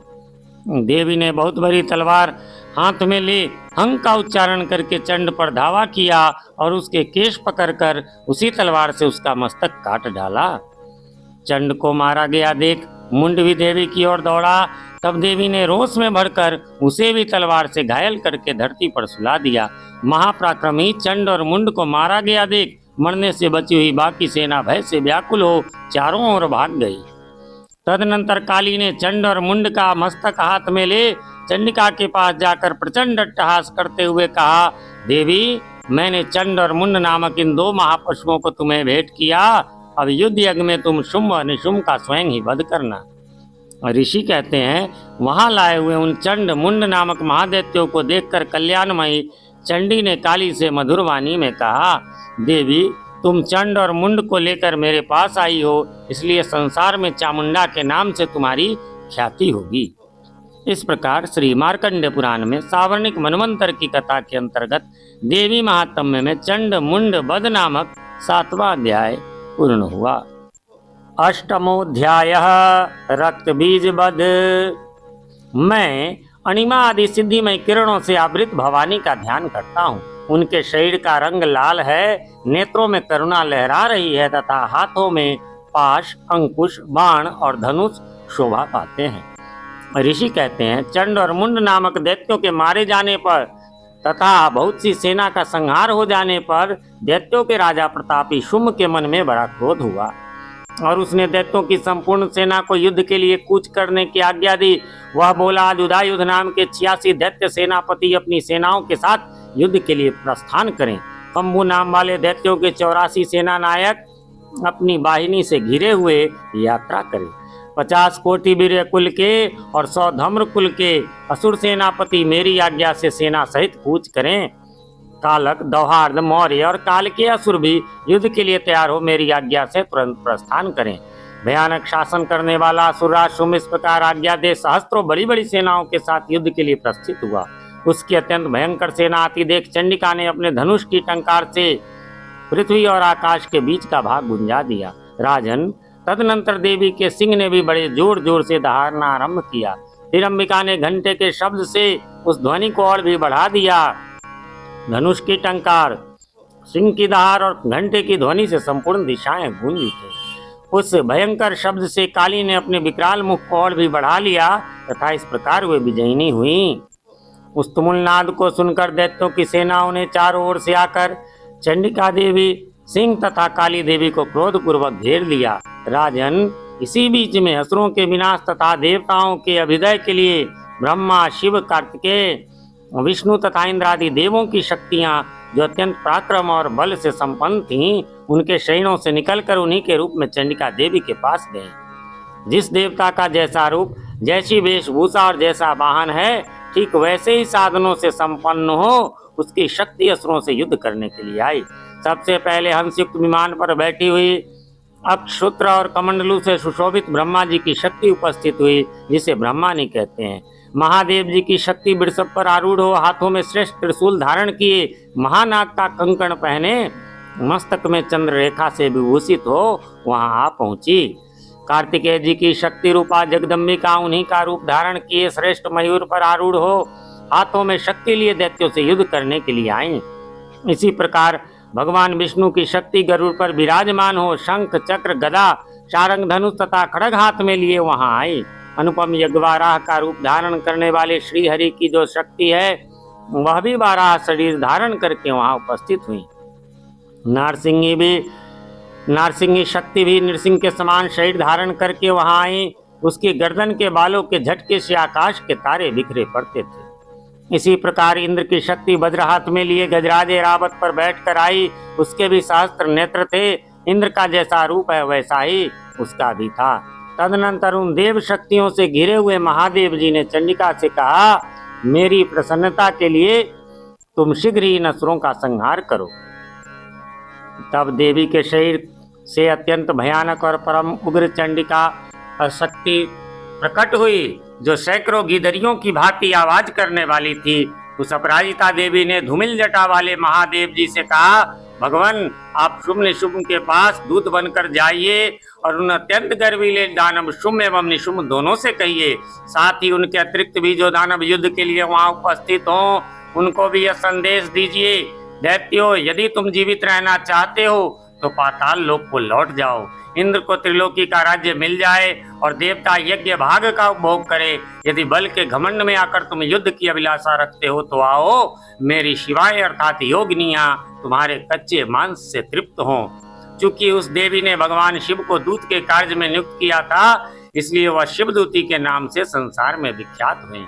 वे महादैत्य भी भगवान शिव के मुंह से देवी के वचन सुनकर क्रोध में बढ़ गए और जहाँ कात्यायनी विराजमान थी उस ओर बढ़े। तदनंतर वे दैत्य अमरस में भरकर पहले ही देवी के ऊपर बाण शक्ति रिष्टि आदि अस्त्रों की वृष्टि करने लगे। तब देवी ने भी खेल खेल में ही धनुष की टंकार की और उससे छोड़े हुए बड़े बड़े बाणों द्वारा दैत्यों के चलाए हुए बाण शूल शक्ति और फरसों को काट डाला। फिर काली उनके आगे होकर शत्रुओं को शूल के प्रहार से विदीर्ण करने लगी और खटवांग से उनका कचूमड़ निकालती हुई रणभूमि में विचरने लगी। ब्रह्मानी भी जिस ओर दौड़ती उसी ओर अपने कमंडलू का जल छिड़क कर शत्रुओं के ओज और पराक्रम को नष्ट कर देती थी। माहेश्वरी ने त्रिशूल से तथा वैष्णवी ने चक्र से और अत्यंत क्रोध में बढ़ी हुई कुमार कार्तिकेय की शक्ति ने शक्ति से दैत्यों का संहार आरंभ किया। इंद्र शक्ति के वज्र प्रहार से विदीर्ण हो सैकड़ों दैत्य दानव रक्त की धारा बहाते हुए पृथ्वी पर सो गए। बाराही शक्ति ने कितनों को अपनी थुथुन की मार से नष्ट किया, दाढ़ों के अग्रभाग से कितनों की छाती छेद डाली तथा कितने ही दैत्य उसके चक्र की चोट से विदीर्ण होकर गिर पड़े। नारसिंह भी दूसरे महादैत्यों को अपनों नखों से विदीर्ण करके खाती और सिंहनाद से दिशाओं एवं आकाश को गुंजाती हुई युद्ध क्षेत्र में विचरने लगी। कितने ही असुर शिवदूती के प्रचंड अट्टहास से अत्यंत भयभीत हो पृथ्वी पर गिर पड़े और गिरने पर उन्हें शिवदूती ने उस समय अपना ग्रास बना लिया। इस प्रकार क्रोध में भरे हुए मातृगणों को नाना प्रकार के उपायों से बड़े बड़े असुरों का मर्दन करते देख दैत्य सैनिक भाग खड़े हुए। मातृगणों से पीड़ित दैत्यों को युद्ध से भागते देख रक्त बीज नामक महादैत्य क्रोध में बढ़कर युद्ध करने के लिए आया। उसके शरीर से जब रक्त की बूंद पृथ्वी पर गिरती तब उसी के समान शक्तिशाली एक दूसरा महादैत्य पृथ्वी पर पैदा हो जाता। महासुर रक्त बीज हाथ में गदा लेकर इंद्र शक्ति के साथ युद्ध करने लगा। तब इंद्र ने अपने वज्र से रक्त बीज को मारा। वज्र से घायल होने पर उसके शरीर से बहुत सा रक्त चूने लगा और उससे उसी के समान रूप तथा पराक्रम वाले योद्धा उत्पन्न होने लगे। उसके शरीर से रक्त की जितनी बूंदें गिरी उतने ही पुरुष उत्पन्न हो गए। वे सब रक्त बीज के समान ही वीर्यवान बलवान तथा पराक्रमी थे। वे रक्त से उत्पन्न होने वाले पुरुष भी अत्यंत भयंकर अस्त्र शस्त्रों का प्रहार करते हुए वहां मातृगणों के साथ घोर युद्ध करने लगे। पुनः वज्र के प्रहार से जब उसका मस्तक घायल हुआ तब रक्त बहने लगा और उससे हजारों पुरुष उत्पन्न हो गए। वैष्णवी ने युद्ध में रक्त बीज पर चक्र का प्रहार किया तथा इंद्री ने उस दैत्य सेनापति को गदा से चोट पहुंचाई। वैष्णवी के चक्र से घायल होने पर उसके शरीर से जो रक्त बहा और उससे जो उसी के बराबर आकार वाले शास्त्रों महादैत्य प्रकट हुए, उनके द्वारा संपूर्ण जगत व्याप्त हो गया। कौमारी ने शक्ति से, बाराही ने खड्ग से और माहेश्वरी ने त्रिशूल से महादैत्य रक्त बीज को घायल किया। क्रोध में भरे हुए उस महादैत्य रक्त बीज ने भी गदा से सभी मातृ शक्तियों पर पृथक पृथक प्रहार किया। शक्ति और शूल आदि से अनेक बार घायल होने पर जो उसके शरीर से रक्त की धारा पृथ्वी पर गिरी, उससे भी निश्चय ही सैकड़ों असुर उत्पन्न हो गए। इस प्रकार उस महादैत्य के रक्त से प्रकट हुए असुरों द्वारा संपूर्ण जगत व्याप्त हो गया। इससे उन देवताओं को बड़ा भय हुआ। देवताओं को उदास देख चंडिका ने काली से शीघ्रता पूर्वक कहा, चामुंडे तुम अपना मुख और भी फैलाओ और तथा मेरे शस्त्रपात से गिरने वाले रक्त बिंदु और उससे उत्पन्न होने वाले महादैत्यों को तुम अपने इस उतावले मुख से खा जाओ। इस प्रकार रक्त से उत्पन्न होने वाले महादैत्यों का भक्षण करती हुई तुम रण में विचरती रहो। ऐसा करने से उस दैत्य का सारा रक्त क्षीण हो जाने पर वह स्वयं भी नष्ट हो जाएगा। उन भयंकर दैत्यों को जब तुम खा जाओगी तब दूसरे नए दैत्य उत्पन्न नहीं हो सकेंगे। काली से यों कहकर चंडिका देवी ने शूल से रक्त बीज को मारा और काली ने अपने मुख में उसका रक्त ले लिया। तब उसने वहां चंडिका पर गदा से प्रहार किया, किंतु उस गदापात ने देवी को तनिक भी वेदना नहीं पहुंचाई। रक्त बीज के घायल शरीर से बहुत सा रक्त गिरा, किंतु ज्यों ही वह गिराते हुई चामुंडा ने उसे अपने मुख में ले लिया। रक्त गिरने से काली के मुख में जो महादैत्य उत्पन्न हुए उन्हें भी वह चट कर गई और उसने रक्त बीज का रक्त भी पी लिया। तदनंतर देवी ने रक्त बीज को, जिसका रक्त चामुंडा ने पी लिया था, वज्र, बाण, खड्ग तथा रिष्टि आदि से मार डाला। राजन, इस प्रकार शस्त्रों के समुदाय से आहत एवं रक्तहीन हुआ महादैत्य रक्त बीज पृथ्वी पर गिर पड़ा। नरेश्वर, इससे देवताओं को अनुपम हर्ष की प्राप्ति हुई और मातृगण उन असुरों के रक्तपान के मद से उद्यत्सा होकर नृत्य करने लगा। इस प्रकार श्री मार्कंडेय पुराण में सावर्णिक मनवंतर की कथा के अंतर्गत देवी महात्म्य में रक्त बीज वध नामक 8वां अध्याय पूर्ण हुआ। 9वां निशुंभ वध। मैं अर्धनारीश्वर के श्री विग्रह की निरंतर शरण लेता हूँ। उसका वर्ण बंदूक पुष्प और सुवर्ण के समान रक्त पीत मिश्रित है। वह अपनी भुजाओं में सुंदर अक्षमाला, पाश, अंकुश और वरद मुद्रा धारण करता है। अर्धचंद्र उसका आभूषण है तथा वह 3 नेत्रों से सुशोभित है। राजा ने कहा, भगवान, आपने रक्त बीज के वध से संबंध रखने वाला देवी चरित्र का यह अद्भुत महात्म्य मुझे बतलाया। अब रक्त बीज के मारे जाने पर अत्यंत क्रोध में भरे हुए शुंभ और निशुंभ ने जो कर्म किया उसे मैं सुनना चाहता हूँ। ऋषि कहते हैं, राजन, युद्ध में रक्त बीज तथा अन्य दैत्यों के मारे जाने पर शुंभ और निशुंभ के क्रोध की सीमा न रही। अपनी विशाल सेना इस प्रकार मारी जाती देख निशुंभ अमरस में भरकर देवी की ओर दौड़ा। उसके साथ असुरों की प्रधान सेना थी। उसके आगे पीछे तथा पार्श्व भाग में बड़े बड़े असुर थे जो क्रोध से ओठ चबाते हुए देवी को मार डालने के लिए आए।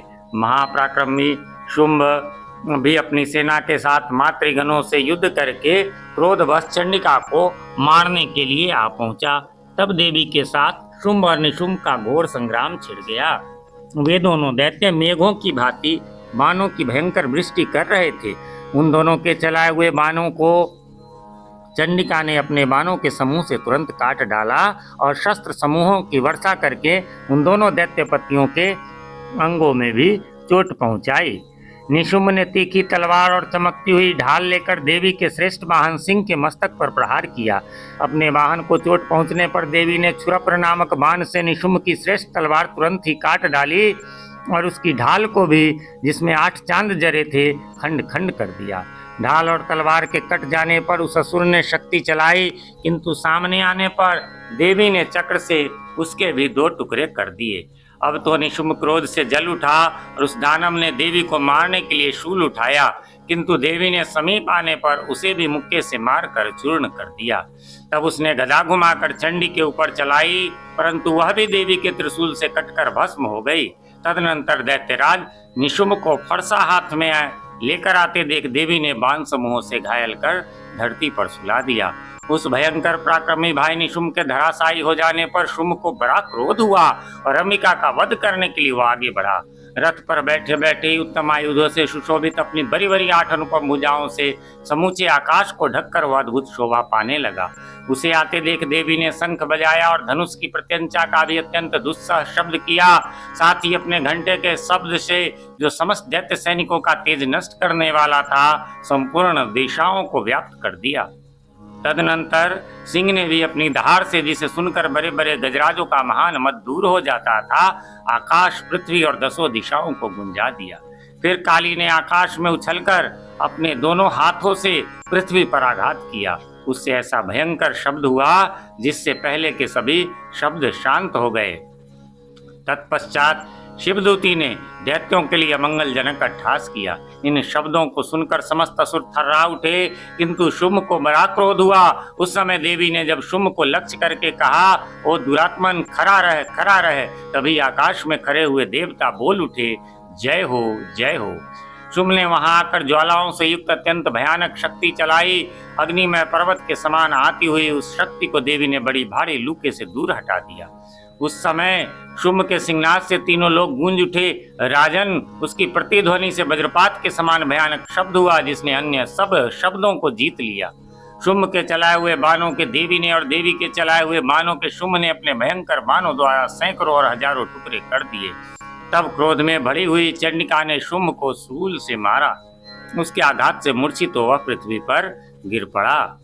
इतने में ही निशुंभ को चेतना हुई और उसने धनुष हाथ में लेकर बाणों द्वारा देवी, काली तथा सिंह को घायल कर डाला। फिर उस दैत्यराज ने 10,000 बाहें बनाकर चक्रों के प्रहार से चंडिका को आच्छादित कर दिया। तब दुर्गम पीड़ा का नाश करने वाली भगवती दुर्गा ने कुपित होकर अपने बाणों से उन चक्रों तथा बाणों को काट गिराया। यह देख निशुंभ दैत्य सेना के साथ चंडिका का वध करने के लिए हाथ में गदा ले बड़े वेग से दौड़ा।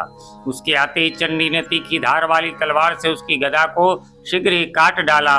तब उसने शूल हाथ में ले लिया। देवताओं को पीड़ा देने वाले निशुंभ को शूल हाथ में लिए आते देख चंडिका ने वेग से चलाए हुए अपने शूल से उसकी छाती छेद डाली। शूल से विदीर्ण हो जाने पर उसकी छाती से एक दूसरा महाबली एवं महापराक्रमी पुरुष खरीरा खरीरा कहता हुआ निकला। उस निकलते हुए पुरुष की बात सुनकर देवी ठठाकर हंस पड़ी और खड़ग से उन्होंने उसका मस्तक काट डाला। फिर तो वह पृथ्वी पर गिर पड़ा। तदनंतर सिंह अपनी दाढ़ों से असुरों की गर्दन कुचलकर खाने लगा। यह बड़ा भयंकर दृश्य था। उधर काली तथा शिवदूती ने भी अन्यान्य दैत्यों का भक्षण आरंभ किया। कौमारी की शक्ति से विदीर्ण होकर कितने ही महादैत्य नष्ट हो गए। ब्रह्मानी के मंत्रपूत जल से निस्तेज होकर कितने ही भाग खड़े हुए। कितने ही दैत्य माहेश्वरी के त्रिशूल से छिन्न भिन्न धराशायी हो गए। वाराही के थुथुन के आघात से कितनों का पृथ्वी पर कचूमड़ निकल गया। वैष्णवी ने भी अपने चक्र से दानवों के टुकड़े टुकड़े कर डाले। इंद्री के हाथ से छूटे हुए वज्र से भी कितने ही प्राणों से हाथ धो बैठे। कुछ असुर नष्ट हो गए, कुछ उस महायुद्ध से भाग गए तथा कितने ही काली, शिवदूती तथा सिंह के ग्रास बन गए। इस प्रकार श्री मार्कंडेय पुराण में सावर्णिक मनवंतर की कथा के अंतर्गत देवी महात्म्य में निशुंभ वध नामक 9वां अध्याय पूर्ण हुआ। 10मोऽध्यायः शुंभ वध। मैं मस्तक पर अर्धचंद्र धारण करने वाली शिव शक्ति स्वरूपा भगवती कामेश्वरी का हृदय में चिंतन करता हूँ। वे तपाए हुए सुवर्ण के समान सुंदर हैं। सूर्य, चंद्रमा और अग्नि, यही तीन उनके नेत्र हैं तथा वे अपने मनोहर हाथों में धनुष, बाण, अंकुश, पास और शूल धारण किए हुए हैं। ऋषि कहते हैं, राजन, अपने प्राणों के समान प्यारे भाई निशुंभ को मारा गया देख तथा सारी सेना का संहार होता जान शुंभ ने कुपित होकर कहा, दुष्ट दुर्गे, तू बल के अभिमान में आकर झूठ मूठ का घमंड न दिखा। तू बड़ी माननी बनी हुई है, किंतु दूसरी स्त्रियों के बल का सहारा लेकर लड़ती है। देवी बोली, ओ दुष्ट, मैं अकेली ही हूँ। इस संसार में मेरे सिवा दूसरी कौन है? देखिए, मेरी ही विभूतियां आता मुझ में ही प्रवेश कर रही हैं। तदनंतर ब्रह्मानी आदि समस्त देवियां अंबिका देवी के शरीर में लीन हो गई। उस समय केवल अंबिका देवी ही रह गई। देवी बोली, मैं अपनी ऐश्वर्य शक्ति से अनेक रूपों में यहाँ उपस्थित हुई थी। उस सब रूपों को मैंने समेट लिया। अब अकेले युद्ध में खड़ी हूँ, तुम भी स्थिर हो जाओ। ऋषि कहते हैं, तदनंतर देवी और शुंभ दोनों में सब देवताओं तथा दानवों के देखते देखते भयंकर युद्ध छिड़ गया। बाणों की वर्षा तथा तीखे शस्त्रों एवं दारुण अस्त्रों के प्रहार के कारण उन दोनों का युद्ध सब लोगों के लिए बड़ा भयानक प्रतीत हुआ। उस समय अंबिका देवी ने जो सैकड़ों दिव्य अस्त्र छोड़े, उन्हें दैत्यराज शुम्भ ने उनके निवारक अस्त्रों द्वारा काट डाला। इसी प्रकार शुम्भ ने भी जो दिव्य अस्त्र चलाए, उन्हें परमेश्वरी ने भयंकर हुंकार शब्द के उच्चारण आदि द्वारा खिलवाड़ में ही नष्ट कर डाला। तब उस असुर ने सैकड़ों बाणों से देवी को आच्छादित कर दिया। यह देख क्रोध में भरी हुई उन देवी ने भी बाण मारकर उसका धनुष काट डाला। धनुष कट जाने पर फिर दैत्यराज ने शक्ति हाथ में ली, किंतु देवी ने चक्र से उसके हाथ की शक्ति को भी काट गिराया। तत्पश्चात दैत्यों के स्वामी शुम्भ ने 100 चांद वाली चमकती हुई ढाल और तलवार हाथ में ले उस समय देवी पर धावा किया। उसके आते ही चंडिका ने अपने धनुष से छोड़े हुए तीखे बाणों द्वारा उसकी सूर्य किरणों के समान उज्जवल ढाल और तलवार तुरंत काट दिया। फिर उस दैत्य के घोड़े और सारथी मारे गए। धनुष तो पहले ही कट चुका था, अब उसने अंबिका को मारने के लिए उद्यत हो भयंकर मुदगर हाथ में ले लिया। उसे आते देख देवी ने अपने तीक्ष्ण बाणों से उसका मुदगर भी काट दिया। तिस पर भी वह असुर मुक्का तान कर बड़े वेग से देवी की ओर झपटा। उस दैत्यराज ने देवी की छाती में मुक्का मारा, तब उन देवी ने भी उसकी छाती में एक चांटा जड़ दिया। देवी का थप्पड़ खाकर दैत्यराज शुभ पृथ्वी पर गिर पड़ा, किंतु पुनः सहसा पूर्वत उठकर खड़ा हो गया। फिर वह उछला और देवी को ऊपर ले जाकर आकाश में खड़ा हो गया। तब चंडिका आकाश में भी बिना किसी आधार के ही शुम्भ के साथ युद्ध करने लगी। उस समय दैत्य और चंडिका आकाश में एक दूसरे से लड़ने लगे। उनका वह युद्ध पहले सिद्ध और मुनियों को विस्मय में डालने वाला हुआ। फिर अंबिका ने शुम्भ के साथ बहुत देर तक युद्ध करने के पश्चात उसे उठाकर घुमाया और पृथ्वी पर पटक दिया। पटके जाने पर पृथ्वी पर आने के बाद वह दुष्ट आत्मा दैत्य पुनः चंडिका का वध करने के लिए उनकी ओर बड़े वेग से दौड़ा। तब समस्त दैत्यों के राजा शुम्भ को अपनी ओर आते देख देवी ने त्रिशूल से उसकी छाती छेद कर उसे पृथ्वी पर गिरा दिया। देवी के शूल की धार से घायल होने पर उसके प्राण पखेरु उड़ गए और वह समुद्रों, द्वीपों तथा पर्वतों सहित समूची पृथ्वी को कपाता हुआ पृथ्वी भूमि पर गिर पड़ा। तदनंतर उस दुरात्मा के मारे जाने पर संपूर्ण जगत प्रसन्न एवं पूर्ण स्वस्थ हो गया तथा आकाश स्वच्छ दिखाई देने लगा। पहले जो उत्पात सूचक मेघ और उल्कापात होते थे वे सब शांत हो गए तथा उस दैत्य के मारे जाने पर नदियां भी ठीक मार्ग से बहने लगी। उस समय शुम्भ की मृत्यु के बाद संपूर्ण देवताओं का हृदय हर्ष से भर गया और गंधर्व गण मधुर गीत गाने लगे। दूसरे गंधर्व बाजे बजाने लगे और अप्सराएं नाचने लगी। पवित्र वायु बहने लगी। सूर्य की प्रभा उत्तम हो गई। अग्निशाला की बुझी हुई आग अपने आप प्रज्वलित हो उठी तथा संपूर्ण दिशाओं के भयंकर शब्द शांत हो गए। इस प्रकार श्री मार्कंड पुराण में सावर्णिक मनवंतर की कथा के अंतर्गत देवी महात्म्य में शुम्भ वध नामक 10वां अध्याय पूरा हुआ। एकादशोऽध्यायः देवताओं द्वारा देवी की स्तुति तथा देवी द्वारा देवताओं को वरदान। मैं भुवनेश्वरी देवी का ध्यान करता हूँ। उनके श्रीअंगों की आभा प्रभात काल के सूर्य के समान है और मस्तक पर चंद्रमा का मुकुट है। वे उभरे हुए स्तनों और 3 नेत्रों से युक्त हैं। उनके मुख पर मुस्कान की छटा छाई रहती है और हाथों में वरद अंकुश पाश एवं अभय मुद्रा शोभा पाते हैं। ऋषि कहते हैं देवी के द्वारा वहां महादैत्यपति शुम्भ के मारे जाने पर इंद्रादि देवता अग्नि को आगे करके उनका कात्यायनी देवी की स्तुति करने लगे। उस समय अभिष्ट की प्राप्ति होने से उनके मुख कमल दमक उठे थे और उनके प्रकाश से दिशाएं भी जगमगा उठी थी। देवता बोले, शरणागत की पीड़ा दूर करने वाली देवी हम पर प्रसन्न हो। संपूर्ण जगत की माता प्रसन्न हो। विश्वेश्वरी विश्व की रक्षा करो। देवी तुम ही चराचर जगत की अधीश्वरी हो। तुम इस जगत का एकमात्र आधार हो, क्योंकि पृथ्वी रूप में तुम्हारी स्थिति है। देवी तुम्हारा पराक्रम अलंघनीय है। तुम ही जल रूप में स्थित होकर संपूर्ण जगत को तृप्त करती हो। तुम अनंत बल संपन्न वैष्णवी शक्ति हो। इस विश्व की कारणभूता परामाया हो। देवी तुमने इस समस्त जगत को मोहित कर रखा है। तुम ही प्रसन्न होने पर इस पृथ्वी पर मोक्ष की प्राप्ति कराती हो। देवी संपूर्ण विद्याएं तुम्हारे ही भिन्न भिन्न रूप हैं। जगत में जितनी भी स्त्रियां हैं वे सब तुम्हारी ही मूर्तियां हैं। जगदम्ब एकमात्र तुमने इस विश्व को व्याप्त कर रखा है। तुम्हारी स्तुति क्या हो सकती है। तुम तो स्तवन करने योग्य पदार्थों से परे एवं परावानी हो। जब तुम सर्वस्वरूपा देवी स्वर्ग तथा मोक्ष प्रदान करने वाली हो तब इसी रूप में तुम्हारी स्तुति हो गई। तुम्हारी स्तुति के लिए इससे अच्छी उक्तियां और क्या हो सकती है। बुद्धि रूप से सब लोगों के हृदय में विराजमान रहने वाली तथा स्वर्ग एवं मोक्ष प्रदान करने वाली नारायणी देवी तुम्हें नमस्कार है।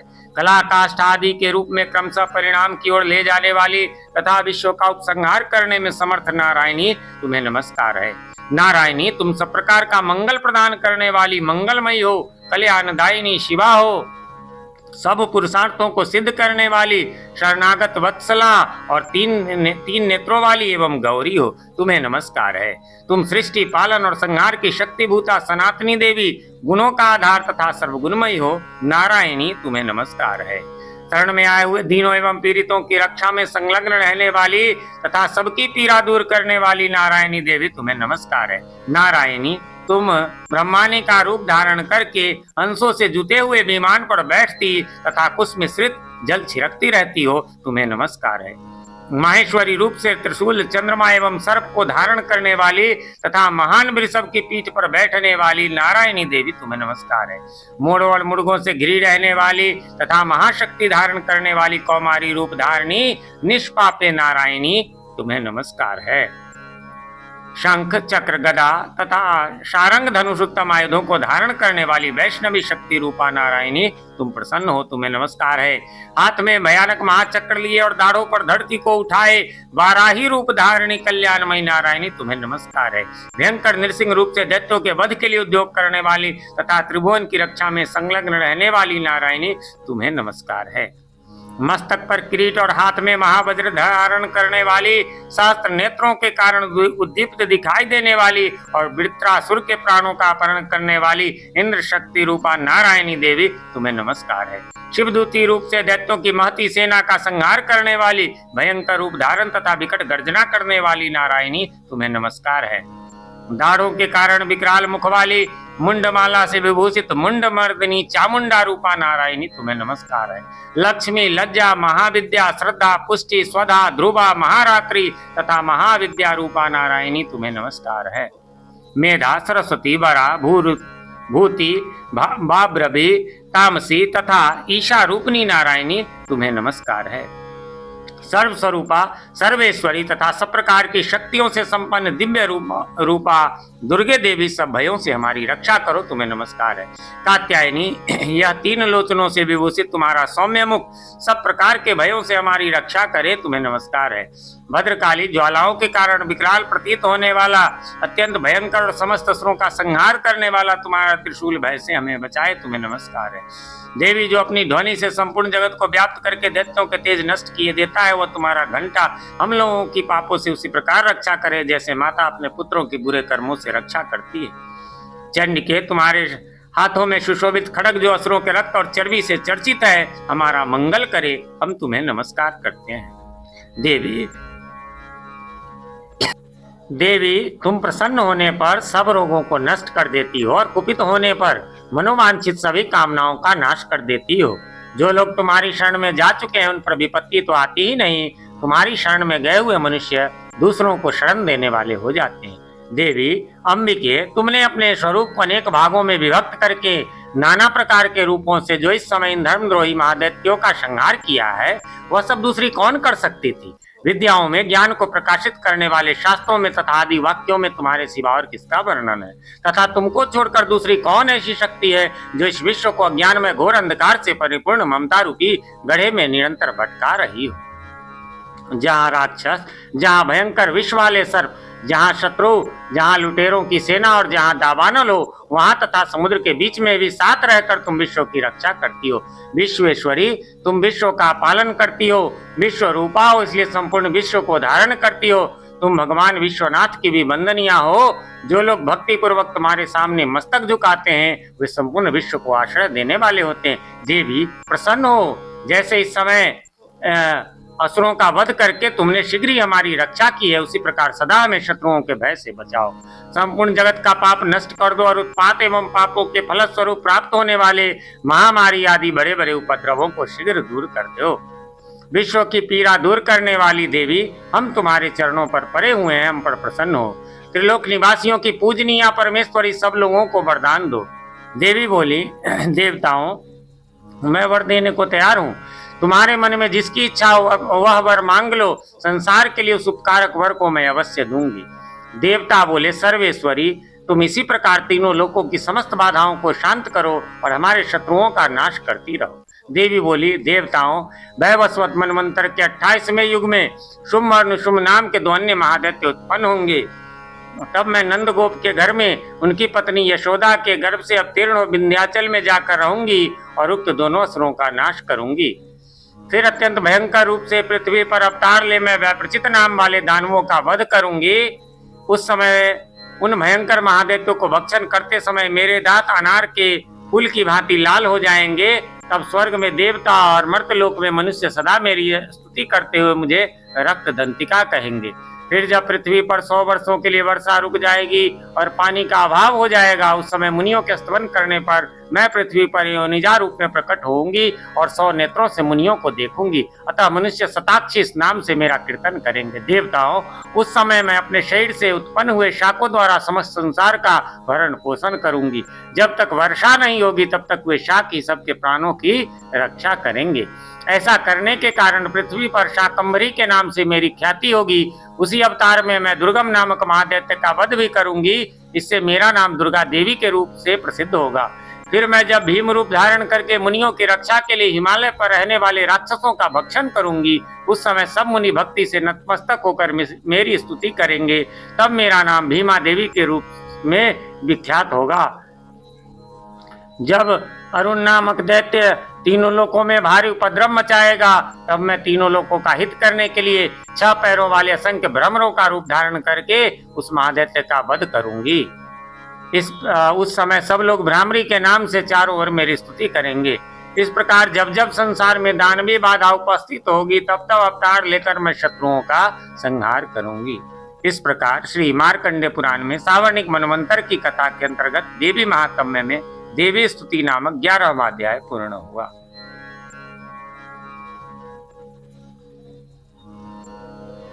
द्वादशोऽध्यायः देवी चरित्रों के पाठ का महात्म्य।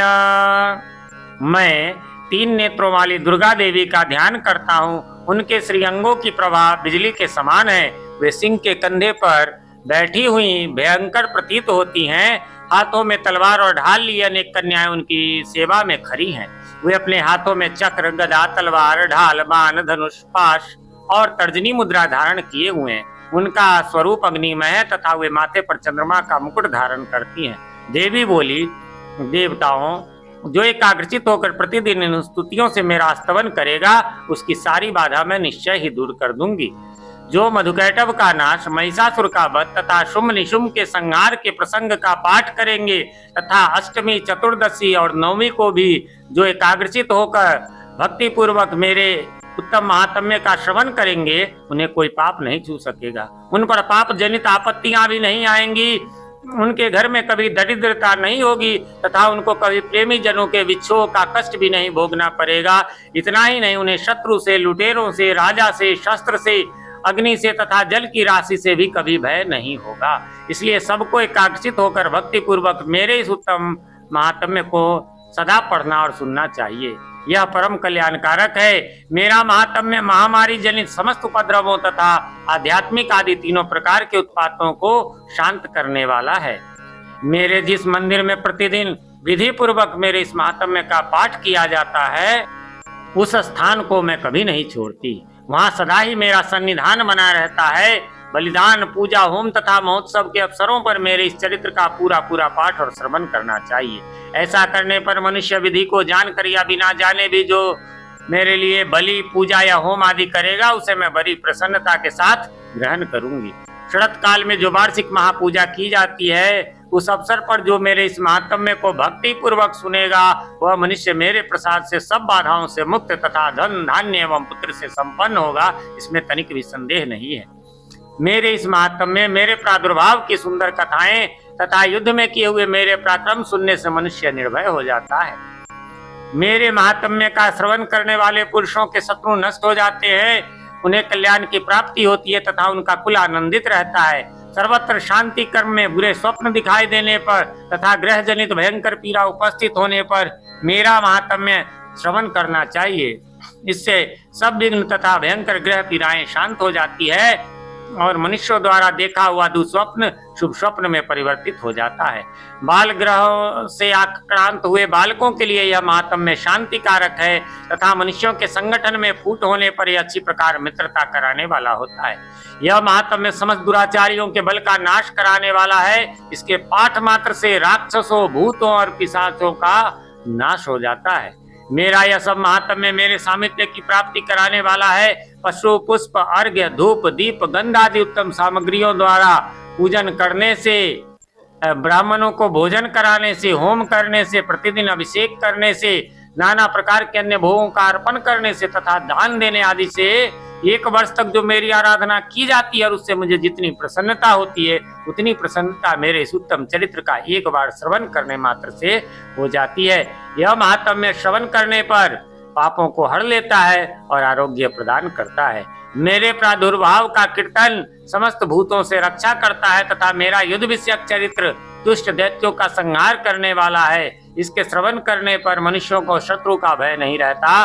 देवताओं, तुमने और ब्रह्मर्षियों ने जो मेरी स्तुतियां की है तथा ब्रह्मा जी ने जो स्तुतियां की है वे सभी कल्याणमय बुद्धि प्रदान करती हैं। वन में, सूने मार्ग में अथवा दावानल से घिर जाने पर, निर्जन स्थान में लुटेरों के दाव में पड़ जाने पर या शत्रुओं से पकड़े जाने पर अथवा जंगल में सिंह, व्याघ्र या जंगली हाथियों के पीछा करने पर, कुपित राजा के आदेश से बध या बंधन के स्थान में ले जाए जाने पर अथवा महासागर में नाव पर बैठने के बाद भारी तूफान से नाव के डगमग होने पर और अत्यंत भयंकर युद्ध में शस्त्रों का प्रहार होने पर अथवा वेदना से पीड़ित होने पर, किंबहुना सभी भयानक बाधाओं के उपस्थित होने पर जो मेरे इस चरित्र का स्मरण करता है वो मनुष्य संकट से मुक्त हो जाता है। मेरे प्रभाव से सिंह आदि हिंसक जंतु नष्ट हो जाते हैं तथा लुटेरे और शत्रु भी मेरे चरित्र का स्मरण करने वाले पुरुष से दूर भागते हैं। ऋषि कहते हैं, यों कहकर प्रचंड पराक्रम वाली भगवती चंडिका सब देवताओं के देखते देखते वहीं अंतर्धान हो गई। फिर समस्त देवता भी शत्रुओं के मारे जाने से निर्भय हो पहले की ही भांति यज्ञ भाग का उपभोग करते हुए अपने अपने अधिकार का पालन करने लगे। संसार का विध्वंस करने वाले महाभयंकर तुल्य पराक्रमी देव शत्रु शुंभ तथा महाबली निशुंभ के युद्ध में देवी द्वारा मारे जाने पर शेष दैत्य पाताल लोक में चले आए। राजन, इस प्रकार भगवती अंबिका देवी नित्य होती हुई भी पुनः पुनः प्रकट होकर जगत की रक्षा करती हैं। वे ही इस विश्व को मोहित करती, वे ही जगत को जन्म देती तथा वे ही प्रार्थना करने पर संतुष्ट हो विज्ञान एवं समृद्धि प्रदान करती हैं। राजन, महाप्रलय के समय महामारी का स्वरूप धारण करने वाली वे महाकाली ही समस्त ब्रह्मांड में व्याप्त है। वे ही समय समय पर महामारी होती हैं और वे ही स्वयं जन्मा होती हुई भी सृष्टि के रूप में प्रकट होती हैं। वे सनातनी देवी समय अनुसार संपूर्ण भूतों की रक्षा करती हैं। मनुष्यों के अभ्युदय के समय वही घर में लक्ष्मी के रूप में स्थित उन्नति प्रदान करती है और वे ही अभाव के समय दरिद्रता बनकर विनाश का कारण होती है।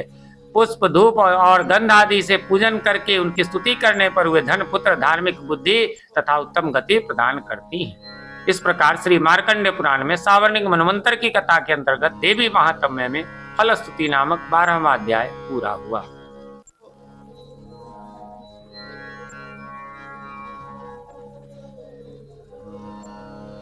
त्रयोदशोऽध्यायः सुरथ और वैश्य को देवी का वरदान। जो उदय काल के सूर्य मंडल की सी कांति धारण करने वाली हैं, जिनके 4 भुजाएं और 3 नेत्र हैं तथा जो अपने हाथों में पाश, अंकुश, वर एवं अभय की मुद्रा धारण किए रहती हैं, उन शिवा देवी का मैं ध्यान करता हूँ। ऋषि कहते हैं, राजन, इस प्रकार मैंने तुमसे देवी के उत्तम महात्म्य का वर्णन किया। जो इस जगत को धारण करती हैं, उन देवी का ऐसा ही प्रभाव है। वही विद्या उत्पन्न करती हैं। भगवान विष्णु की माया स्वरूपा उन भगवती के द्वारा है तुम ये वैश्य तथा अन्य विवेकी जन मोहित होते हैं, मोहित हुए हैं तथा आगे भी मोहित होंगे। महाराज, तुम उन्हीं परमेश्वरी की शरण में जाओ। आराधना करने पर वे ही मनुष्यों को भोग, स्वर्ग तथा मोक्ष प्रदान करती हैं। मार्कंडेय जी कहते हैं, कौशरुकी जी मेधा मुनि के ये वचन सुनकर राजा सुरथ ने उत्तम व्रत का पालन करने वाले उन महाभाग महर्षि को प्रणाम किया। वे अत्यंत ममता और राज्य के अपहरण से बहुत खिन्न हो चुके थे। महामुने इसलिए विरक्त होकर वे राजा तथा वैश्य तत्काल तपस्या को चले गए और वे जगदम्बा के दर्शन के लिए नदी के तट पर रहकर तपस्या करने लगे। वे वैश्य उत्तम देवी सूक्त का जप करते हुए तपस्या में प्रवृत्त हुए। वे दोनों नदी के तट पर देवी की मिट्टी की मूर्ति बनाकर पुष्प, धूप और हवन आदि के द्वारा उनकी आराधना करने लगे। पहले उन्होंने तो आहार को धीरे धीरे कम किया, फिर बिल्कुल निराहार रहकर देवी में ही मन लगाए एकाग्रता पूर्वक उनका चिंतन आरंभ किया। वे दोनों अपने शरीर के रक्त से प्रोक्षित बलि देते हुए लगातार 3 वर्ष तक संयम पूर्वक आराधना करते रहे। इस पर प्रसन्न होकर जगत को धारण करने वाली चंडिका देवी ने प्रत्यक्ष दर्शन देकर कहा। देवी बोली, राजन तथा अपने कुल को आनंदित करने वाले वैश्य, तुम लोग जिस वस्तु की अभिलाषा रखते हो वह मुझसे मांगो, मैं संतुष्ट हूं, अतः तुम्हें वह सब कुछ दूंगी। मार्कंडे जी कहते हैं, तब राजा ने दूसरे जन्म में नष्ट न होने वाला राज्य मांगा तथा इस जन्म में भी शत्रुओं की सेना को बलपूर्वक नष्ट करके पुनः अपना राज्य प्राप्त कर लेने का वरदान मांगा। वैश्य का चित्त संसार की ओर से खिन्न एवं विरक्त हो चुका था और वे बड़े बुद्धिमान थे, अतः उस समय उन्होंने तो ममता और अहंता रूपा शक्ति का नाश करने वाला ज्ञान मांगा। देवी बोली, राजन तुम थोड़े ही दिनों में शत्रुओं को मारकर अपना राज्य प्राप्त कर लोगे, अब वहां तुम्हारा राज्य स्थिर रहेगा। फिर मृत्यु के पश्चात तुम भगवान विवस्वान के अंश से जन्म लेकर इस पृथ्वी पर सावर्णिक मनु के नाम से विख्यात होगे। वैश्यवर्य, तुमने भी जिस वर को मुझसे प्राप्त करने की इच्छा की है उसे देती हूँ, तुम्हें मोक्ष के लिए ज्ञान प्राप्त होगा। मार्कंडे जी कहते हैं, इस प्रकार उन दोनों को मनोवांछित वरदान देकर तथा उनके द्वारा भक्ति पूर्वक अपनी स्तुति सुनकर देवी अंबिका तत्काल अंतर्धान हो गई। इस तरह देवी से वरदान पाकर क्षत्रियों में श्रेष्ठ सुरथ सुर से जन्म ले सावर्णी नामक मनु होंगे। इस प्रकार श्री मार्कंडे पुराण में सावर्णिक मनवंतर की कथा के अंतर्गत देवी महात्म्य में सुरथ और वैश्य को वरदान नामक 13वां अध्याय पूरा हुआ। क्षमा प्रार्थना। अपराध सहस्राणि क्रियन्ते हर्निशं मया, दासो यमति मां मत्वा क्षमस्व परमेश्वरी। आवाहनं न जानामि विसर्जनं, पूजां चैव न जानामि क्षम्यतां परमेश्वरी। मंत्रहीनं क्रियाहीनं भक्तिहीनं सुरेश्वरी, यत् पूजितं मया देवी परिपूर्णं तदस्तु मे।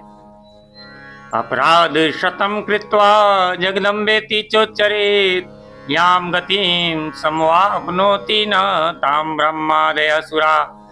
सापराधोऽस्मि शरणं प्राप्स्वां जगदम्बिके, इदानीमनुकम्प्योऽहं यथेच्छसि तथा कुरु। अज्ञानादुस्मृतेर्भ्रान्त्या यन्युन्मधिकं कृतं, तत्सर्वं क्षम्यतां देवी प्रसीद परमेश्वरी। कामेश्वरी जगन्मातः सच्चिदानंद विग्रहे, गृहीणाचार्मिमां प्रीत्या प्रसीद परमेश्वरी। गुह्याति गुह्यपगोपत्री त्वं गृहाणास्मत्कृतं जपं, सिद्धिर्भवतु मे देवी त्वत्प्रसाद सुरेश्वरी। श्री दुर्गार्पणमस्तु। ओम श्री दुर्गायै नमः।